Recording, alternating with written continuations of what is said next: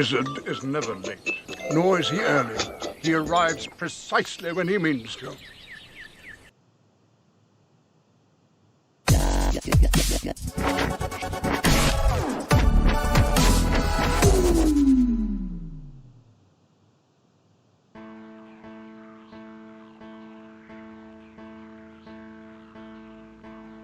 Hey there, shitheads. What's up? You know what? Hannibal and Monty are adding to the ultimate comic book movie list. I am so excited I could just shit myself. Well, I already have. See you soon. Bye.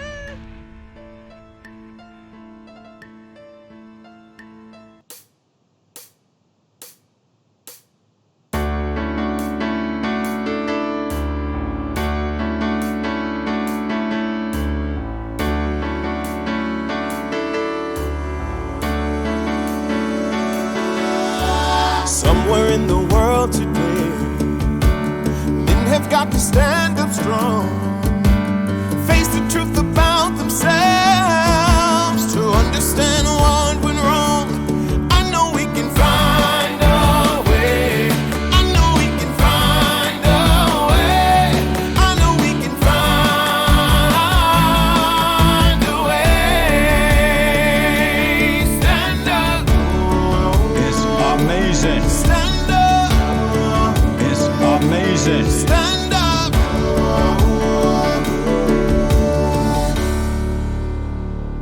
Beta baby.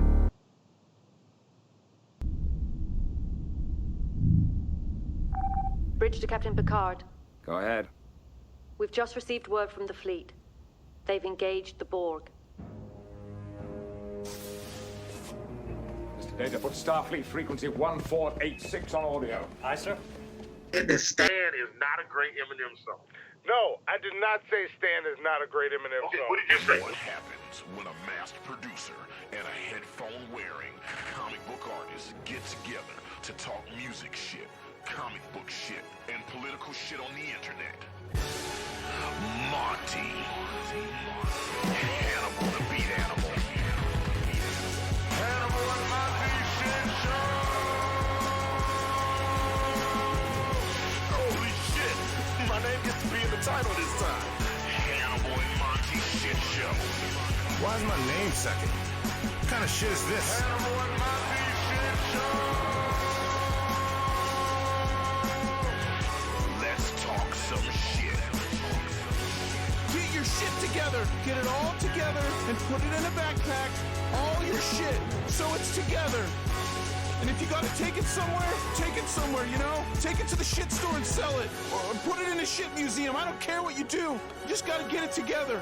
Get your shit together. There we go. And we are live. Are we live, Monty? We are live as fuck.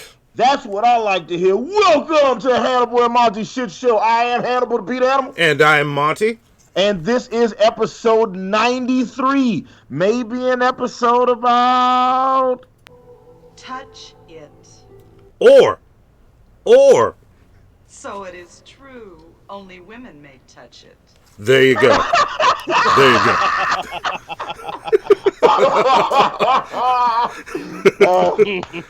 You know what? You know what? I tip my mask to you, sir. Okay, that was awesome. Yes, that was incredible. Yes, and before we get into all our shit, Zoe, switch screens. Let's introduce the guests we have on the show today. We have Golden Turd winner Jeff Holiday with us. Yes, we are joined by Golden Turd Award winner for Shit Show Guest of the Year. Yeah, Jeff Holiday. So one of the greatest honors of my life. Yep. One of the greatest honors of my life. You know you're in for a good show today. So let's do this. Welcome, Jeff. How have you been? Pretty good. I wanted to apologize right off the bat. I am sorry I look a little bit more like a neo-Nazi tonight than I usually do. It's unavoidable. I had to go and infiltrate an anti-vax convention. But the thing is, it worked. I didn't get recognized at all, so it's fine. I'm gonna look a little German tonight, so everybody please forgive me for that. Listen, about the Germans, but they are an efficient people. When they set their mind to something, god damn, they're good at it. They are very, very good. They're very good at it. Like, just look at how well they do, Cars, which is clearly what I'm talking about, and nothing else. Right. There's no innuendo whatsoever.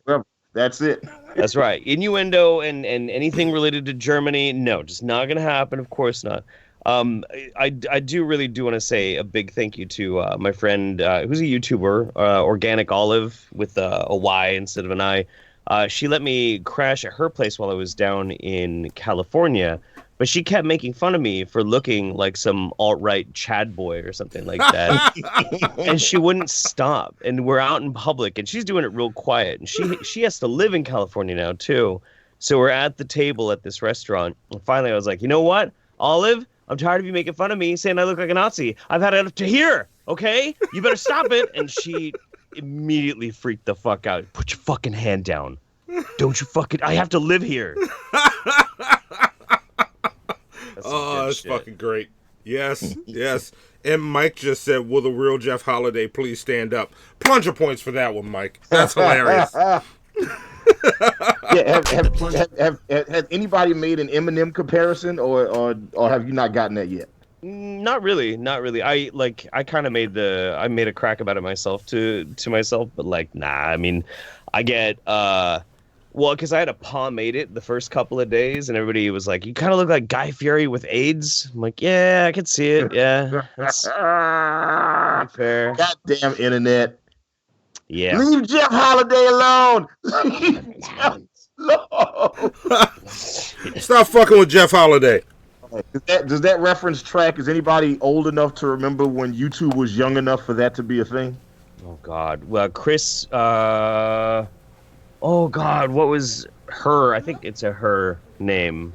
Chris something shit. You know what? We're giving 20 plunger points to whoever can tell us that person's name. Oh, there you God, go. This is gonna drive earn me some crazy. points. Look, let the shitheads do the work, okay? You gotta be busy entertaining people, Jeff Holiday. No, you're right. You don't need this beautiful face of yours thinking right now, okay?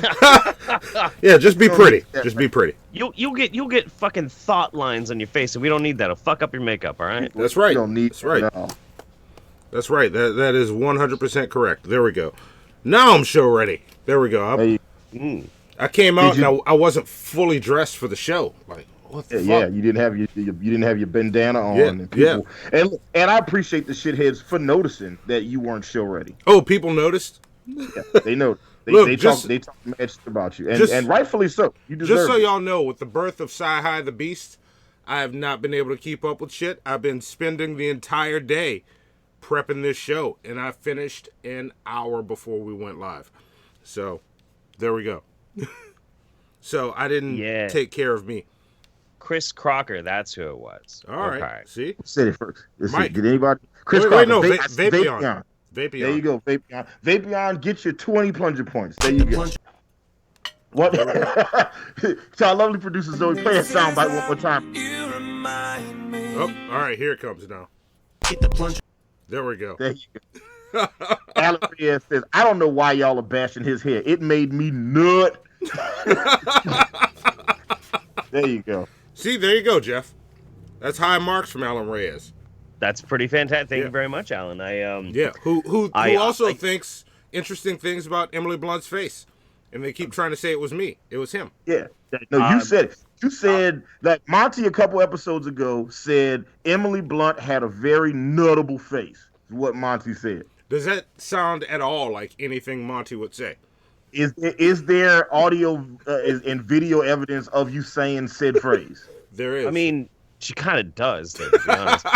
Look, Alan Reyes, thank you very much for the compliment, and enjoy that nut. So see, there you go. There you go. Like Eazy-E said, give me that nut. Did he say that? Yeah. There's a song called "Give Me That Nut" by Eazy-E. Give me that that nut. Yeah. Interested. Okay. See, I see now. I got to go do some research. Yeah, I'm a huge. Or you mean D-search? I'm a huge. No. We are not doing that. It is research. We are not renaming it D-search because we're doing an episode on D-Roy fucking Cruz. We're not doing it. I mean, it's coming. It's coming. Speaking of all that, let's get into that so we can get into this show. So we didn't do a pre-show today, but one of the things patrons get at patreon.com/5H1T is you get our pre-shows. And you get art. I've got 3 requests for art from $15 or more patrons. Every month, I'll do a head-to-bust shot of the character of your choice, even your own original characters. I'll draw whatever. And I'll ship that out to you. And so join us on Patreon.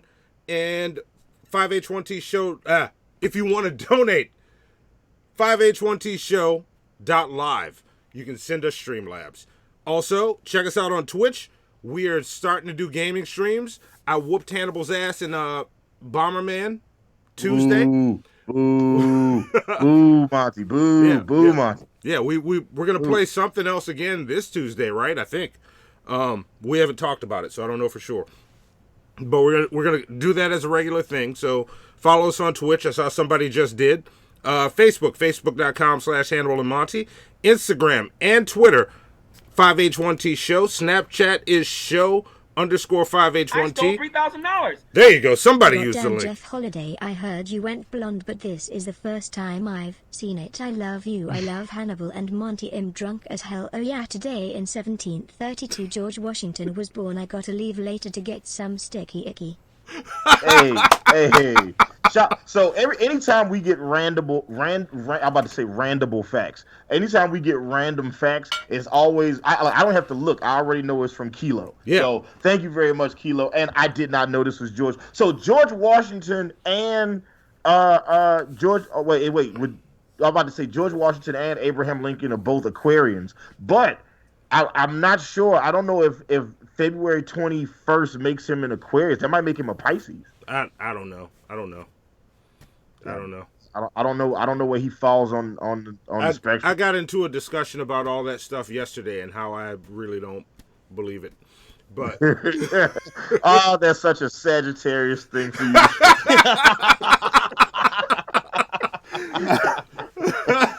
I'd like to make a suggestion for if you're a $15 patron of these guys and you're drawing a blank on what Monty should draw. My recommendation is a very busty Rule 63 sonnet shoe. That's And look, I had an idea the other day, Monty, that I never got a chance to tell you. So I'm going to tell you now on the show, and we got Jeff Holiday and a room full of shitheads. Also, we only got 28 people watching the show. Everybody, go ahead and click the share button. Share it on Facebook. Share it on Instagram. Share it on Twitter. Share it on Snapchat. If you're 12 years old, share it on TikTok, okay? Share this show. And we're about to be on TikTok. Yeah, look, share the show because we got the shit show guest of the year, like hanging out down there. Jeff freaking Holiday is with us today. So, and we're going to be talking about some comic book movies. There's Popeyes in the corner. Wait, back over there. Bam, there's Popeyes over there underneath Monty. You know what I'm saying? Which is great touch, by the way, Monty. I just want you to know that. See? And, yeah, so go ahead and share this. Oh, and you know what? Give Ben Meredith points because he said George Washington is a Pisces. He went and Googled it. You know what I'm saying? Yeah, so we can go ahead and see it. Also, like, that's a great segue. Play that sound one more time, Zoe. When you hear that sound, that means you got plunger points. What are plunger points? Hannibal, tell them what plunger points are. Plunger points are a fictional currency that Monty and I created that we give out to you guys as shitheads. You guys can get plunger points for saying something clever, or observant in the chat. Jeff can give y'all plunger points too. Kiss up to Jeff while he's here. Yeah, tonight, Jeff, we're going to give you 250 plunger points that you can give out at will. So, you know, sprinkle them on the crowd as you see fit. So, guys, if you want to pander to Jeff Holiday, go ahead and do that. And look, for anybody who isn't following Jeff Holiday, that isn't subscribed to Jeff Holiday's YouTube channel, or you're not following him on social media, you follow him today, right? If you follow him today and send us proof that you're following him, you will get 20 plunger points. There you go. See? Ooh. So there you go. So you it's just easy money. Yeah, just take it. And like, in addition to like, you also get plunger points for sharing the shit show, so you can share it on any of your social media platforms. You also get plunger points for we'll give out plunger points throughout the show for various different things. And at the end of the month, the shithead with the most plunger points gets a free item from Hannibal and Monty's merch store. Yes, and those The top 5 right now, starting with 5, are Penultima with 149 plunger points, American Nightmare with 180, Who's Your Buddy with 195, Mike with 235, and number 1 still holding it since the Golden Turds, Dildor the Penetrator with 372. Dildor is putting in that work. Well done. Yes. He wants the extra merch, and it's worth it. Okay, you could get you like some of the cool T-shirts that we have, like also like this cool mask that I'm wearing. At some point, we're gonna have these masks. Look, listen. Monty designed all my masks. Okay, you see this shit? You see how awesome this motherfucker is? You see these spikes? You see the fucking X on this shit? Hold on, wait. Check out my Infinity mask. Okay, you see this shit? All right, he styled it from Iron Man, from Avengers Endgame, and he's even got motherfucking Infinity Stones in this motherfucker. Okay, yeah, right? yeah. Soon to be in our motherfucking merch store, along with, and I'm putting pressure on Monty right now that I haven't talked to him about yet, but the mayonnaise devil playing cards. That's coming. Be in the merch coming. Store it's soon. So yeah, that's there coming. You go. We're gonna have all kinds of cool items that you guys can get. Just for coming hang out with us. So yeah, go ahead and share the shit show. Yeah. Also, we got 29 people watching, 21 likes. Let's go ahead and make the amount of likes match the amount of people subscribe to the show. Watching the show. And that being said, I ain't got no more talking. Yeah. See, there we go. All right. Well, let's go right into the next thing. What's up next?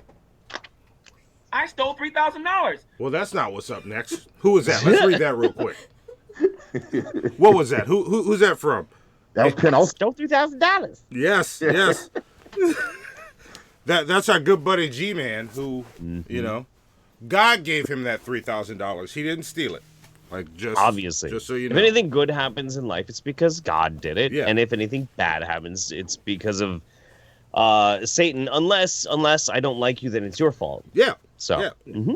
Yeah. It's either because Satan is using you, or God hates you because you did something to anger him. Yeah. You must have worked on Sunday, or you must have fucking worshipped other gods instead of his. You must have fucked somebody else's wife. Yeah. Or what else do you get it for? Killing is one of them, right? Yeah, killing. You know what else? Not eating shrimp or pork Wait, is it one of them, like, if your girl have a period, she got to sleep outside? Isn't that one of the things? Yeah, if you don't make her sleep. Yeah. I do that every month. Like, time for you to sleep outside. There you go. We don't really call it the shed. We call it her monthly vacation chateau, okay? There you go. Yeah, I live biblically, you know? Yeah. That's what I do. I'm not a savage.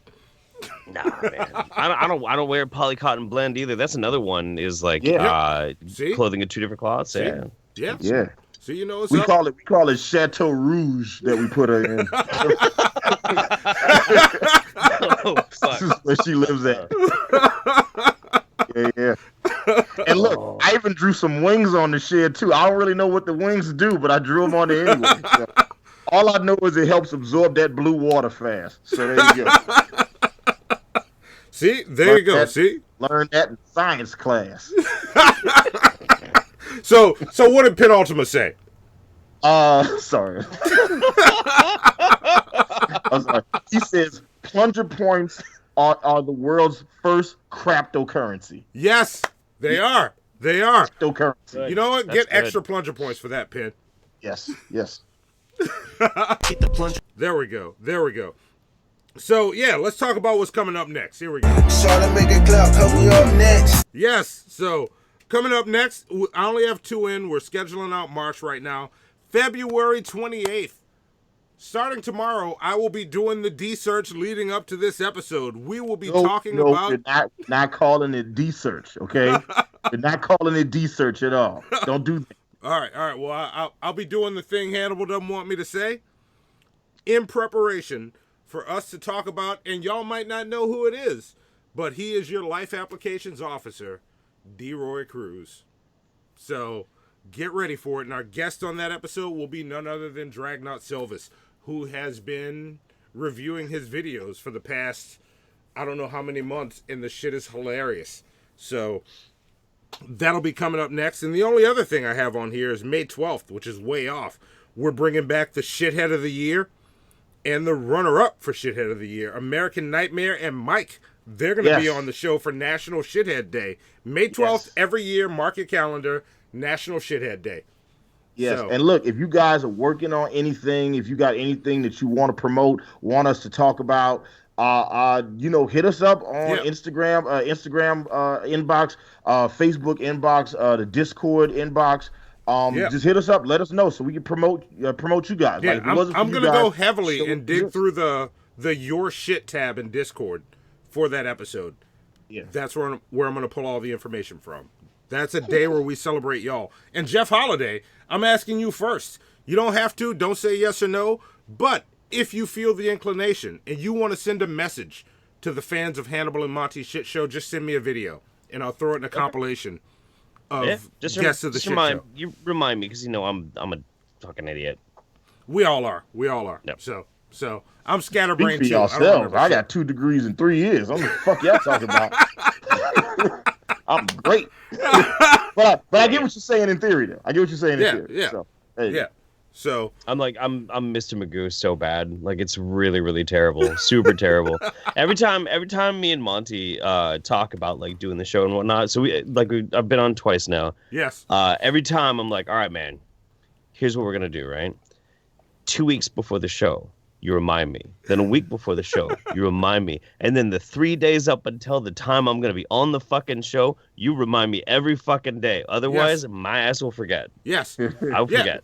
And look, you tell me that, but all you had to do was tell me once, because to me, I was like, all right, this is like scheduling with black people. So. Yeah, I guess so. I don't know. Because I do the same shit. I need those reminders, and I hate it. But I legit love doing like people's shows. I love hanging out. I love, the whole social interaction. But that is like the great barrier. That's the great barrier for me, because I always forget, and I've ditched so many people, and I feel so bad when I do it. It's never on purpose. So okay. See, I do it all the time too, and I never feel bad about it. I'd be like, oh, shit happens. Kanye shrug, and I just keep it moving. I just be like, all right. Did you say Kanye shrug? Yeah, Kanye shrug. You know what I'm saying? That's it. Like, no, I just, and this is gonna probably end up being a What's Eating Hannibal at some point, but it's like, those people that post those memes that say, oh, don't ever let somebody convince you that they're too busy to make time. People make time for shit that they want to make time for. That's it. Anybody who posts that shit, you ain't never really been busy before. All right. The 3 people in these boxes, we've been real fucking busy before, all right? Yes. Oh, yeah. Yes. Oh, my God. Every time somebody dies in Metropolis, you know why they die? Because Superman was real busy, all right? Fucking Australia's on fucking fire right now. You think I can stop the motherfucker who took your purse, bitch? Get the fuck out of here, all right? Look, you got to deal with this shit. Get in the purse. Next. Keep it moving. Booster Gold, all right? Just somebody else deal with this shit. Speaking of Booster Gold, there's a great... Every time people post that shit, I'd be like, bruh, chill out. Like, oh, you just don't ever let somebody convince you that they're too busy. Like, yeah, there's regular people, I guess. Yeah. Okay. No, they can be too busy. I've been too busy today. So I was there. So, yeah. And my real friends know. I'm like, look, I had to cancel your shit because I got shit to do. I'll get with you next week. And they're like, all right, I got you. You're good. So, yeah. So... perfect. There we go. And that takes us to the end of Up Next.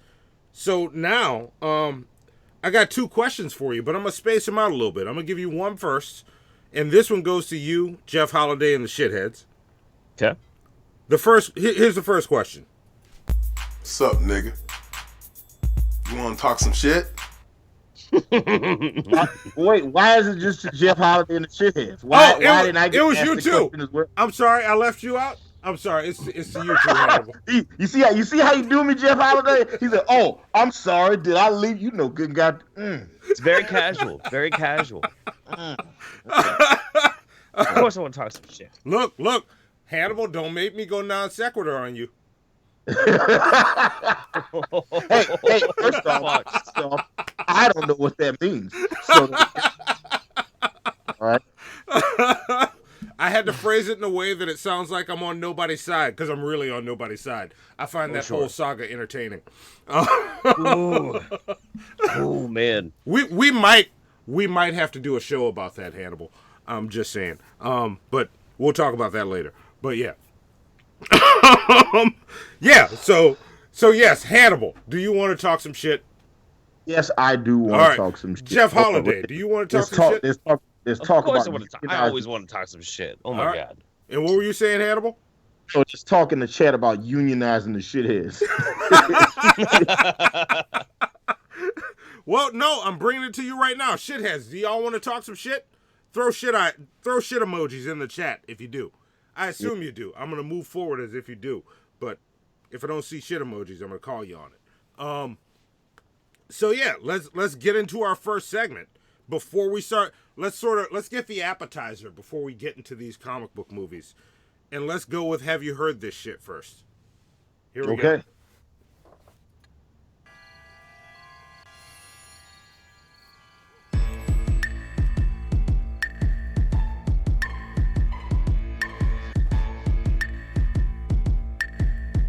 Hey, wake up! When you go get that other... Wake your punk ass up.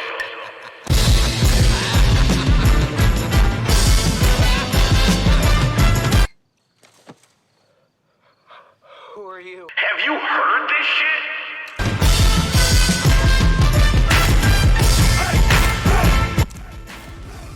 Okay, all right.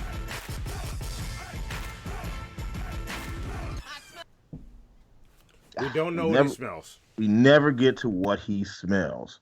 So this edition of Have You Heard This Shit is Monty, Jeff Holiday, the Shit Show Guest of the Year, and myself, Hannibal the Beat Animal, talking about the definitive collection of Stevie Wonder. Yes. Now, some of you guys may have been living in a cave for your entire lives and might be wondering to yourself, well, who is this Stevie Wonder person that you're going to be talking about? Who is Stevie Wonder? I've never heard of this guy before. Well, Stevlin Hardaway Morris, aka Stevie Wonder, better known by his stage name, is an American singer, songwriter, musician, and record producer. He is a prominent figure in popular music. He is one of the most successful songwriters and musicians in the history of music. Through his heavy use of electronic instruments and innovative sounds, Stevie Wonder became a pioneer and an influence to musicians of various genres, including pop, rhythm and blues, soul, funk, and rock.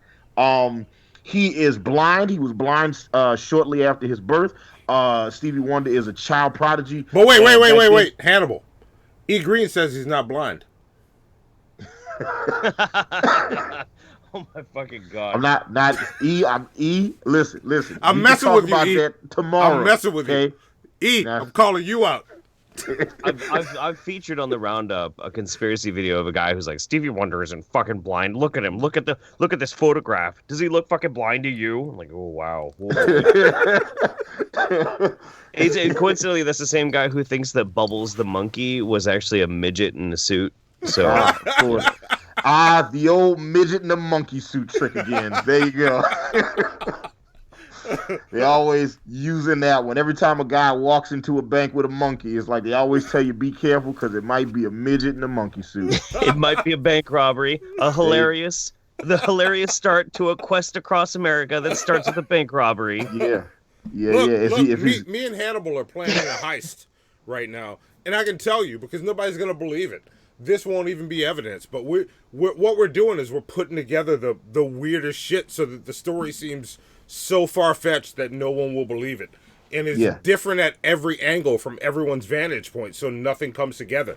Like, and over here, there was a guy making balloon animals, and he was wearing like a green hood with sparkly gloves on. Like, that didn't happen. Yeah, outside the bank, we're going to have like a dolphin in like a child-sized swimming pool. Yeah. Right? You know what I'm saying? And he'll be the getaway driver. Yeah. You know? Yeah. So that we're gonna make all the money. Planned out. It's so ridiculous that when it happens, we'll get away scot-free. Yeah. Nobody's story is gonna line up. A cleverly timed flash mob that you organize through the furry community. Yeah. So that as you're driving through the intersection is right at the time when all the furries in their fursuits come out for like a block party. Yeah.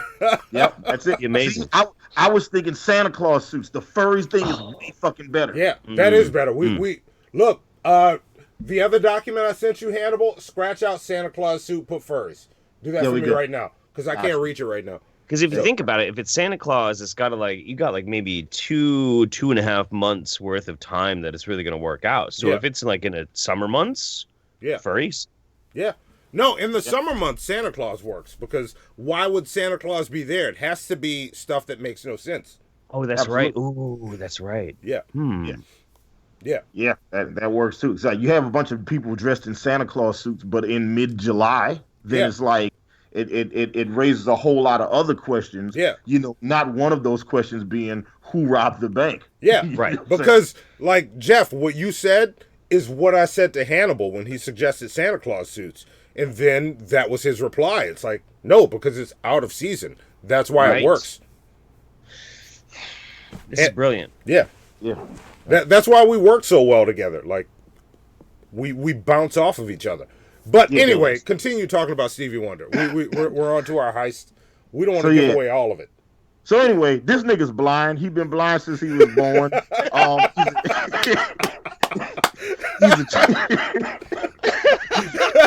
He's a child prodigy who plays multiple instruments. When he was 13 years old, he had his very first Billboard Hot 100 #1 song in the country. He is, to this date, the youngest artist ever to do that. At 13 years old, he had a song called Fingertips, which was essentially just Stevie Wonder playing a harmonica, and it was the #1 song in the country. So yeah, that's a little bit about who Stevie Wonder is. He's won the Grammy for Album of the Year. He's won so many awards. He's sold so many albums. Look, I'm as a musician. Part of what made me get into really just expanding my craft and getting into the skill of songwriting was Stevie Wonder. Specifically, when I was in college, it was this album, the definitive collection of Stevie Wonder. It was a double disc album that me and Ace Wonder used to listen to in college, and this fucking album was incredible. Anybody who's ever heard a Stevie Wonder record in the chat, go ahead and drop your favorite Stevie Wonder song. Yeah. And if you've never heard a Stevie Wonder song, it's okay. We'll give you some suggestions. Anyway, that being said, Montel, what do you think about the album cover for the 38-track 2-disc compilation Stevie Wonder's Definitive Collection? I actually think this one is perfect. Okay. Yeah, the design on this is great. My only critique is he is mildly over photoshopped. He looks like Jesus. Yeah, just a hair over photoshopped. Yes, he does kind of look Jesus-like. To our lovely producer Zoe, could you go full screen with Black real fast? Zoe stepped away to get a computer to be able to see the Google document. Let me see if I can bring us full screen without Zoe here. Give me a second. Yeah. Give me a second. Hang on. There we go. We're on. He's been awarded 2 honorary doctorates of music. Wait. That's Zoe's cool. back. Zoe's back. So actually, it's Dr. Stevie Wonder, technically. Oh, this is Dr. Full screen when you get a second, Zoe. Now as a fellow doctor, I have mad respect for a colleague. Yeah, look, someone says Stevie Wonder is so good, even racists have one of his songs in their playlist. And he says, I'm serious. My racist grandpa has 3 of his records. Look, listen. All right. Music is colorblind, and Stevie Wonder is also colorblind. I mean, he's all blind. He's sight blind. He's light blind. He's just blind. Look. According to racists, niggas can make music and throw balls. Yeah. So look. When you're right, you're right. Okay, so just there you go. There was nothing else good that came from slavery. We give him that. It's got good at sports and fucking man. Look, I'm just saying, when niggas start skating, boy, we gonna fuck the NHL up. when we learn to drive fast and turn left slightly, we gonna fuck NASCAR up. Just saying. So get ready. I wonder what made him choose left over right. I don't know why. Anyway, that's a whole. That's a different thing. It's a different thing. Yeah, he does kind of look a little bit Jesus-y. I also like how he got the fade on top, but then the braids in the back. Yeah. I have absolutely no critiques. There's nothing I would do to change this. And it's so simple. Like, it's so simple and so perfect for what this is. You look at it, and if you walk into a store and you're like, if you've never heard of Stevie Wonder, or if you go online, I've never heard of Stevie Wonder. Who's Stevie Wonder? Stevie Wonder, the Definitive Collection. Like, you see his name first, then you see his face, then you see the Definitive Collection. Yeah. This is what you need to listen to if somehow you've never heard of Stevie Wonder. Yeah. And look, I just want to take a quick second to shout out a couple people. We have the entire Morningwood podcast hanging out with us. We have, I just saw Pimp Monk. I saw Red Eye, and where's she at? Missy Ann, I saw you in the chat earlier. She's around here somewhere. Did you see Shabisky? Shabisky's part of it now. Shabisky in the chat? Shabisky's part of the Morningwood now. We don't have the entire. Oh, snap. I didn't know. Okay, all right. Well, we're almost the whole Morningwood. Almost got the full deck. And we also got Tommy in the Bronx in the chat. And Tommy in the Bronx said, this record is in my top 10 favorite records of all time. Yes. And like, look. Also, Tommy from the Bronx, watch for a message from us for March. We're booking March right now. Yeah. Come on. Yeah, and look, if I included compilation albums in my greatest albums list, this would be on there. Absolutely. Yeah. Like absolutely. this album was like, this album literally shaped my whole music career. Yeah, I think it's shaped. I mean, this is the first time I've listened to like this best of compilation one. But I mean, I've been listening to Stevie Wonder since I was born. Yeah, so you already know all these songs. You've heard them. Yeah, and you know what? I just had a realization. Stevie Wonder might be, because Hannibal and I have talked about stuff like this, and I think, like, Hannibal had an idea once. I threw some ideas out. I think this thing, not this album, but in general, Stevie Wonder may be the cure to racism. Ooh, Stevie Wonder and Popeye chicken sandwiches, man. Yeah, that might be it. That might. I mean, like it's things that you can definitely bond over universally. There's really not that many artists out there that are so universally loved that no matter what, no matter who the fuck you are, there's at least something that they've done that you've fallen in love with. Yeah. Like they're objectively amazing artists out there, but you know, there's always somebody who can be like, yeah, but I didn't really like not Stevie Wonder. Not Stevie Wonder. Yeah. And like, Stevie Wonder would go deep too. And I don't care where you lean, like Life in the City. Like that little skit he has in the middle of it. Like Stevie Wonder was woke as fuck. Oh yeah, look, Signed, Sealed, Delivered, fucking Pastime Paradise. You know the Dangerous Mind song that Coolio redid in the 90s. Oh, yeah. Yep. Yeah. Yep. Like that shit is like, I'm trying to tell y'all, like, this shit is like, and Ace Wonder said in the chat, he says, we built our whole musical being on this album. It led us to everything else. Yeah. Like everything we did in college, D Flowers, MFN, Ace Wonder, my production partner, best friend. And Ace Wonder, take your plunger points for next time you're on the show. You got more to give away now. Yeah. Sir Duke is still one of my favorite songs of all time. Oh yeah, like, Sir Duke is incredible. Wait. Let me throw a fun fact at y'all. Right. I have loved that song forever. And while I'm going through this album, like, what the fuck is Sir Duke? I don't know what this is. Yeah. And then it starts, I'm like, oh, I know this. I love this song. Yeah, dude, that happened to me like 4 years ago. 4 years ago, I was like, God, I fucking love this song. And I happened to like glance over my phone. I'm like, this song's called Sir Duke. What the fuck is that title? What does that even fucking mean? Yeah, he made it about Duke Ellington. It's in the lyrics. It's in the lyrics. Yep. So. Absolutely. It was always it was always one of those things, man. Like that song is fucking. God damn this album. Look, there's not a whole lot that I can say about the production on this project because it spans decades. Yeah. So you have like your organic instrumentation, like you got like the kind of big band swing kind of pop music, or you got like the 60s pop music on some of these joints. You got like the 70s soul music with the French horns and flutes and the Fat Road keyboards and shit like that. getting flowed up right now. People Yeah. fucking love it. They say, man, I love that you talk about Stevie Wonder right now, man. That's just some real shit. All right, I got you. Put my phone on vibrate. There we go. Yeah.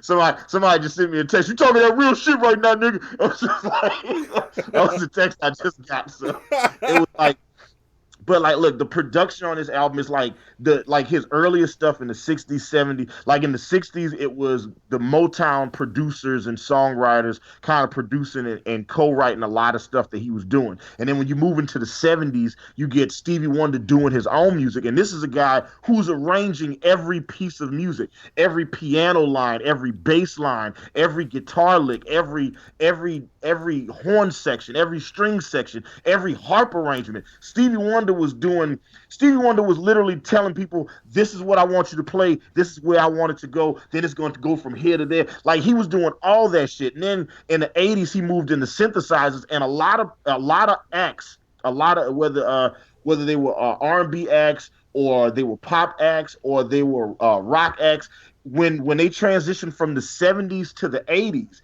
and it went from people using organic instrumentation to using more synthesizers, a lot of acts did not survive the transition because they couldn't adapt to the new sound. You know, so it was like they started trying to use synthesizers, and the people was like, nah, I don't like it. This shit is garbage. But Stevie Wonder still kept making hits, you know, using those synthesizers. You know, I just called to say I love you and shit like that. You know, these 3 words. You know, fucking, he just found a way to just keep doing that shit in the 80s and the 90s. And I'll tell y'all this, it's not featured on this album, but in the movie John Q, with Denzel Washington. If you guys haven't seen John Q is a movie about Denzel Washington. He's got a son that needs a fucking heart transplant. His family's insurance does not cover it, and he's literally trying to, before GoFundMe existed, he's getting money from everybody in his community to try to see if he can get the money to pay for his son's heart transplant. While he's realizing that they don't have enough money, and they're literally scrounging every penny they got to get this heart transplant, there's a fucking Stevie Wonder song that plays in the background of that scene that is amazing, and you can't get it anywhere. This song only exists in that fucking movie, in that minute and a half of that scene. It does not exist anywhere else. All right, that's crazy. It is ridiculous. It's like Stevie Wonder and Brenda Russell did this song together, and it's incredible. And it's just like, look, I can talk about how great Stevie Wonder is all fucking day. Let's just go ahead and talk about everybody's highlights. Monty, Jeff Holiday, what's y'all standouts? Stevie Wonder songs. I could just say all of it, because really all of it. They're all classics. They're all stuff everybody knows. But with the exception of one song that I apparently have been living under a rock with, because I might be the only person that has. I heard a Stevie Wonder song I have never heard before on this, and I fucking love it. And that one is Master Blaster. Oh yeah, Master Blaster. I've never heard Master Blaster before. Ever in my life. I'm like, what is this? This is awesome. How have I never heard this? And that was a incredible song. That's my standout. Like, I love this song. This song's gonna be in my rotation for the next year at least, until I get to know it. I had some really definitive ones like written down that were standouts, like giving it a really fresh listen. I listened to it yesterday and then again this morning.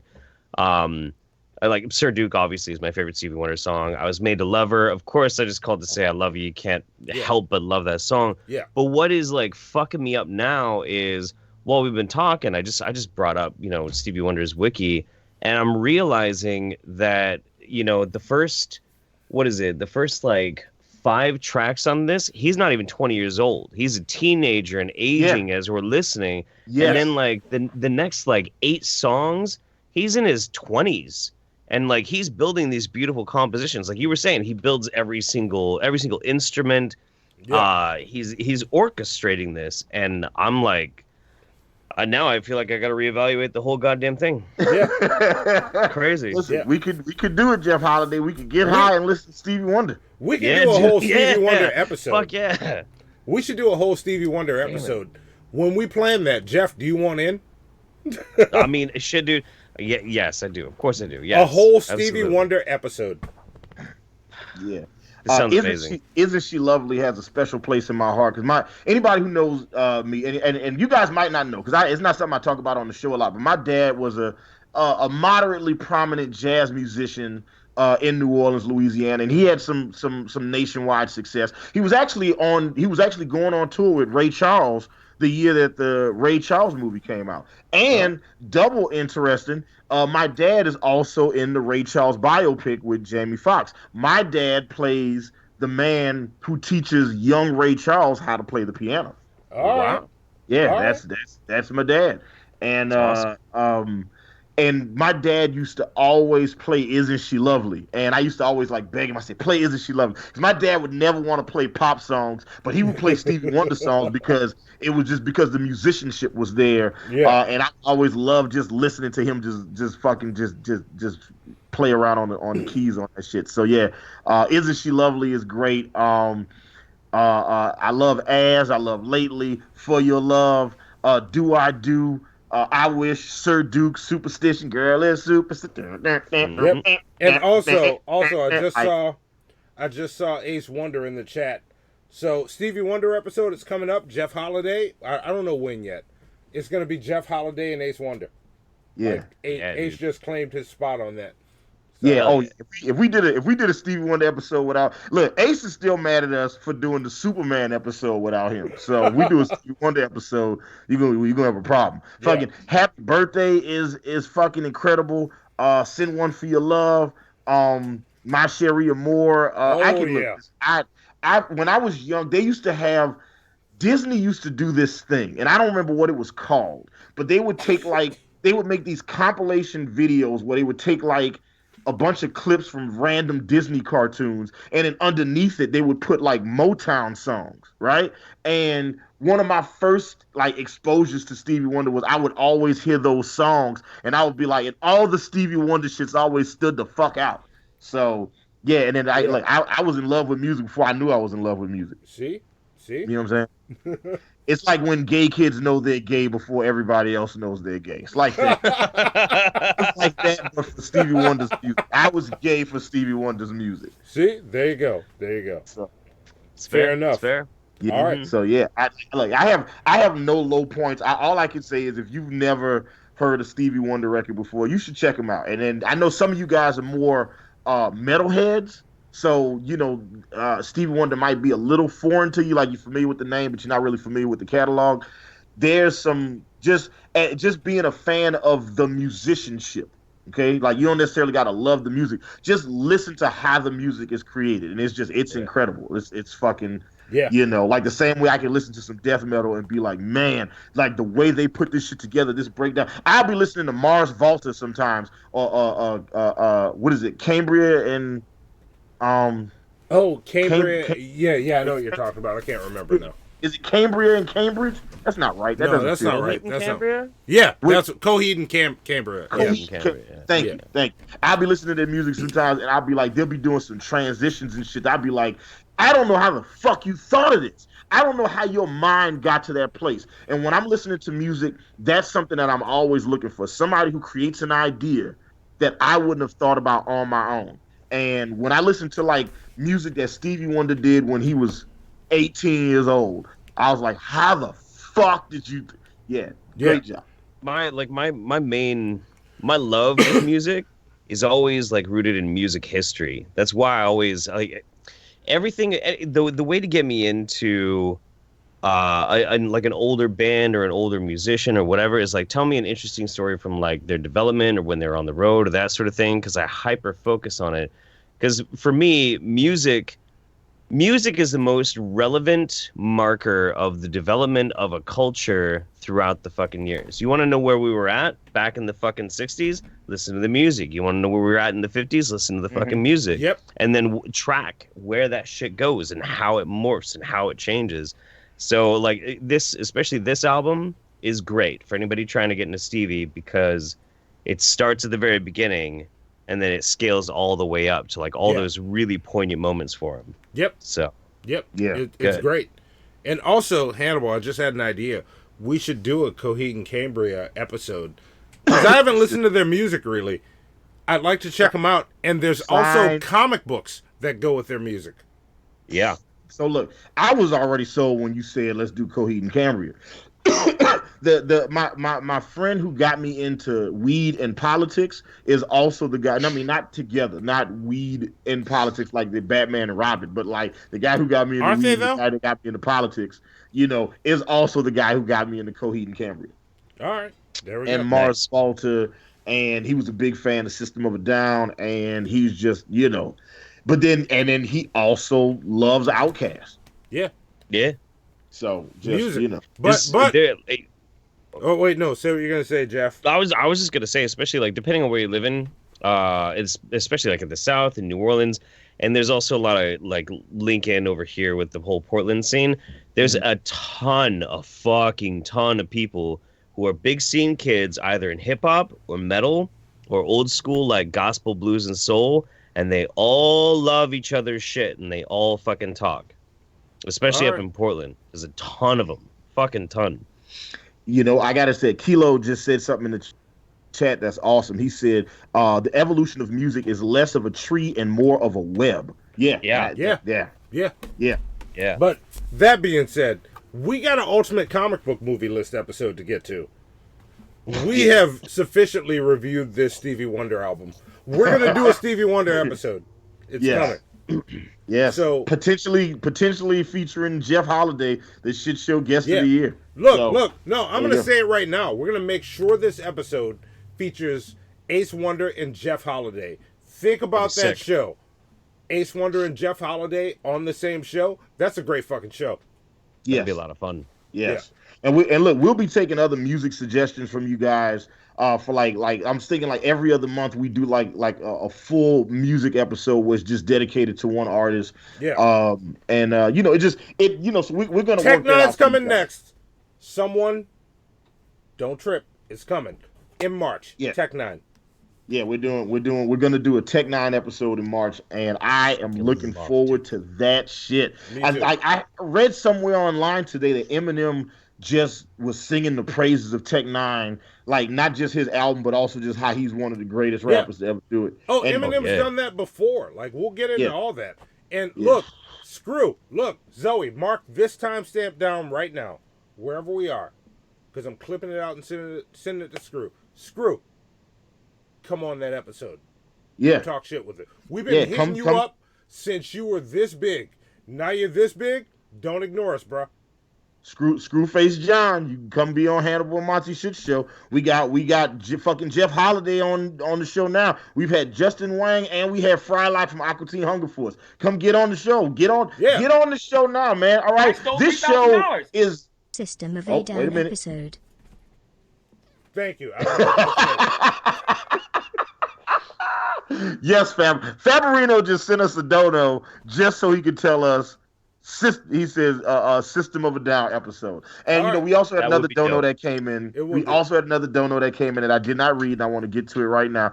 But yes, I'm all about doing a System of a Down episode. My late baby brother X Dash, rest in peace X Dash, he would absolutely love it if we did a System of a Down episode. Mistaken Reaper also sent us a dono. He says, finally, no more subtitles. I got my hearing aids. There you go, Mistaken Reaper. And always great to see Mistaken Reaper in the chat. Also, Mistaken Reaper, we're going to be doing some, when we do our first batch of gaming streams, we're going to be doing a lot of vintage gaming streams. So hit us up. And, on some of these multiplayer games. Yeah, look, we might have to pull Mistaken Reaper in on one of them. Yes, that's what I'm saying. Like, Mistaken Reaper, like, if anybody wants to have a go at Mario Kart, like, let's fucking do that shit. Yeah. All right. But, yeah, this was for Screw, so I don't fuck up my times when I'm editing. Screw, come on the shit show, man. Like, look, we've been hitting you up. We're doing a Tech 9 episode. Yeah. Oh, shit, I also see we got a new subscriber in a homeboy of mine. Mitch Guns has subscribed. So, listen. Mitch Guns is one of the most talented artists I've ever worked with. He's a rapper, singer, songwriter, diet producer. He's extremely talented. We used to work for we sort of used to work for the same record label years ago, and he is incredibly gifted, based out of Florida. We wanted to make him one of the bastards. That's how good he is. All right. Yeah. So shout out to Joe Amico. I've never seen you in the chat. We should do a Thin Lizzy episode. I mean, we can do that too, but welcome. I've never seen you in the chat. Welcome. I'm really excited for the Tech 9 episode. That's gonna be the fucking shit, dude. Oh my god. Oh yeah. We're trying to get one of my new favorite rappers that, well, the shitheads know, but most people haven't heard of yet, and you need to hear of him. Screwface Jean. This dude's awesome. I want him on that episode. So he's super dope. I drove so many fucking people crazy the summer that I discovered Bout to Bubble. Holy fucking shit, dude. Like every goddamn day, 3 or 4 times a fucking day. Like we're trying to camp, we're trying to like swim in the creek, and I got a little fucking speaker. Bout to bubble, bout to fucking yeah. I went ape shit, dude. Yeah, my late baby brother put me on Tech 9. He had just started listening to jungle music and drum and bass, and this was around the time when Tech 9 did the song. It was a song called "It's Alive," and when I heard that shit, he was like, "Yo, you got to check this shit out." And I heard the shit, and Tech 9 is going crazy in that song, and he doesn't curse in that the version of it I had. He didn't curse in that song. I was like, this fucking dude is incredible. Like this dude is like just pound for pound, skill for skill. If we were just rating rappers based on technical ability and precision, then Tech 9 has to be in everybody's top 5. That's how good he is. And God just told us to do a Nas episode. Well, look, listen. If the flying spaghetti monster in the sky wants us to do it, then who we the judge? All right. Yeah. But anyway, look, let's stop rambling. Let's get to the meat of the show. Let's get to what we're talking about. Let's do fair or foul. Let's go right into fair or foul. Right into fair or foul. Okay, let's do it. Here we go. Yes. How big are your balls? Okay, Mr. Rashid. Are they ready for the truth?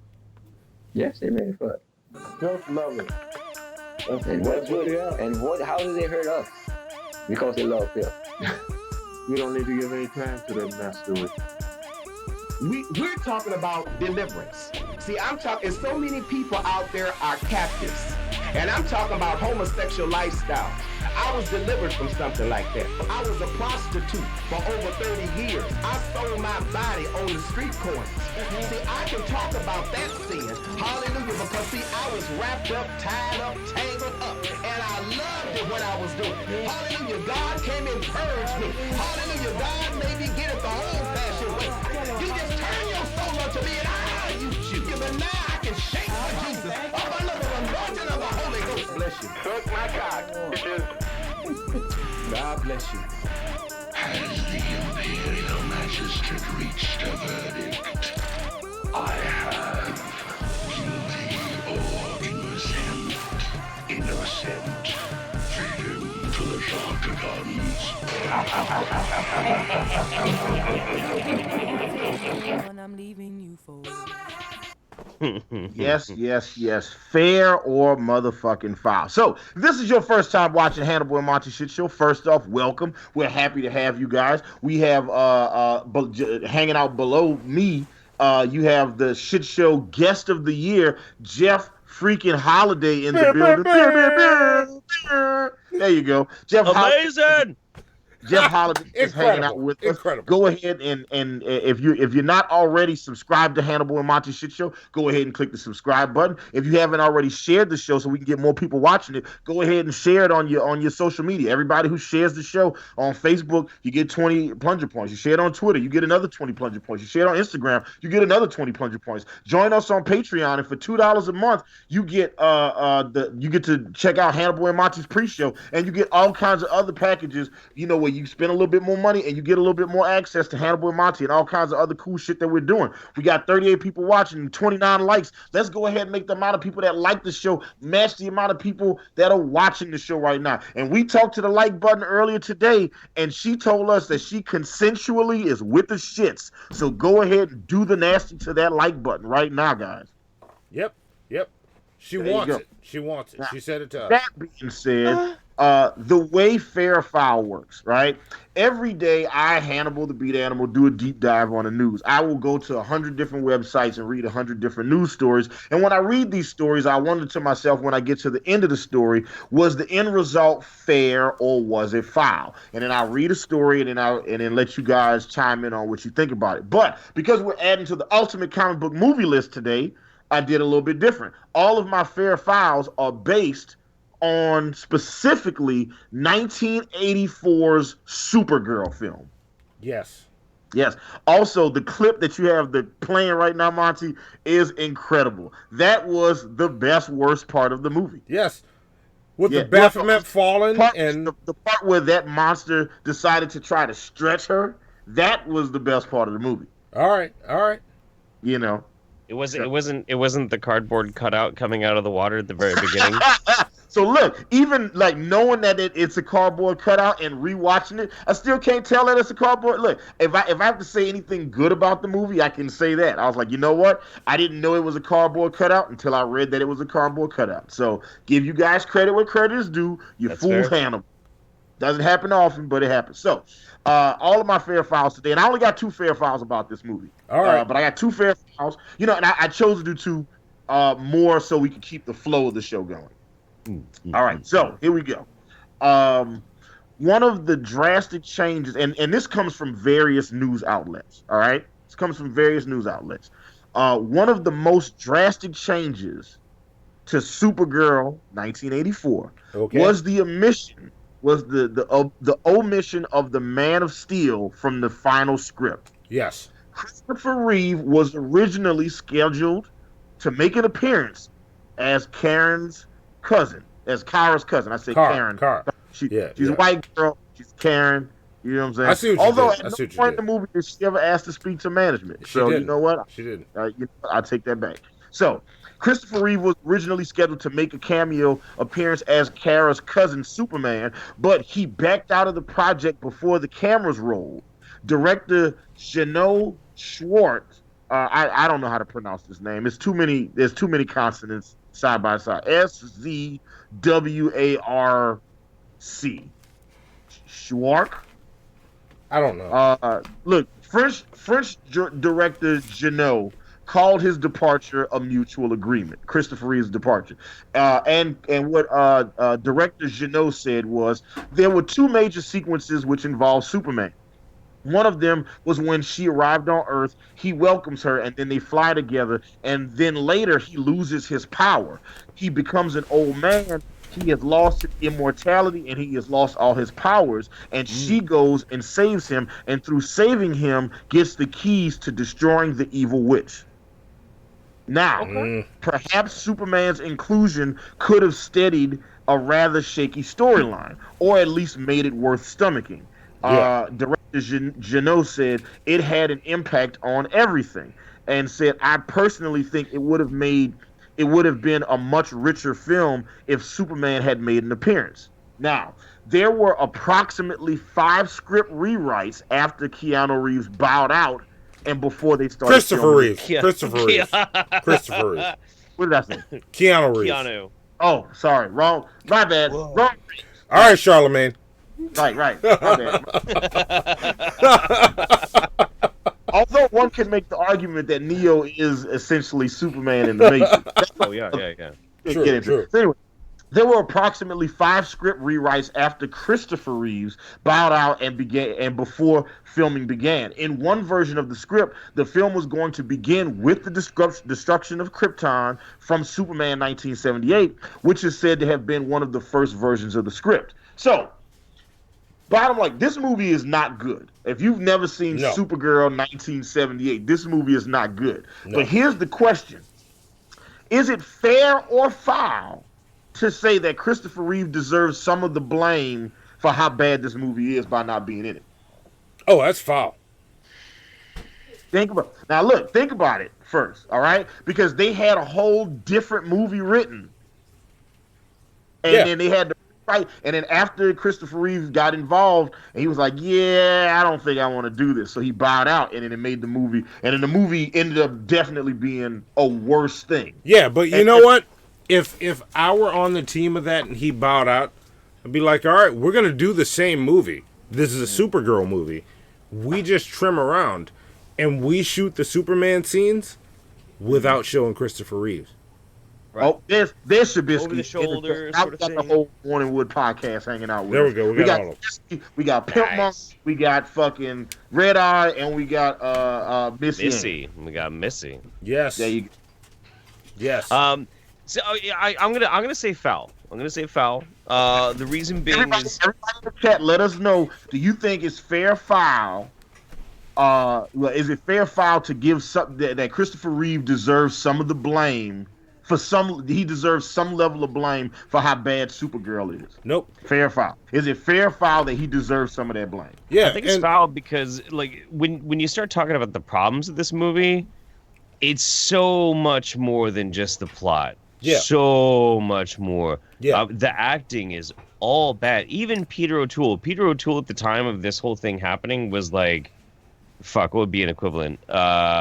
Would have been like the Al Pacino of the fucking era. Everybody wanted to work with fucking Peter O'Toole. You know, even he's not good in it. Nobody's good in it. Everybody is bad. Nobody. The director could not pull a decent performance out of fucking anybody. Yep. I don't think Christopher Reeves would have helped at all. No. But that story was a better storyline. They should have gone with that storyline. The fact that they said, "Oh, we lost him. Let's just make something new up on the spot." Get the fuck out of here. What kind of artist are you? Like, if I plan on doing something and my blue number 37 runs out and this is dependent on it, I'm still going to figure out how to do that idea. I've always been a blue 35 man myself, but I understand what you're saying. I'm speaking art terms. I'm sorry. Yeah, that is a way better story though, for sure. Because the story in this one is so nonsensical and fucking weird. I mean, I know why they did it. They did it because like when you're talking about when was this made? Was this the late 70s? 84. Oh, 84. Okay, so early 80s. When you're talking about like the early Supermans. And those types of films, they didn't even really quite understand Superman's power set. For one, he kept getting more and more, like the big sticky chest shield thing. That was really weird. That was super weird. It was super weird. But there were so many things where they diverged from the canonical source material, even though that's wacky as shit anyway. That them making the movie about Supergirl versus magic is good because that's canonical in DC. Like, Kryptonians are vulnerable to magic. Yeah. Problem is, it was just so fucking dumb. It was so dumb. Oh my fucking god. Faye Dunaway is not a good villain. No, you know who she is? She's basically evil Blanche from Golden Girl. Yes! That's who she is. Yes! That's exactly who she is. She's evil Blanche. She's Blanche from Golden Girls. It's like if Blanche was a witch that wanted to fuck the gardener, that's who she is. Yep. Right. Yep. Yeah. God damn. Yeah. That's and on point. Also, I just want to do this real quick. Sorry to break things for the show.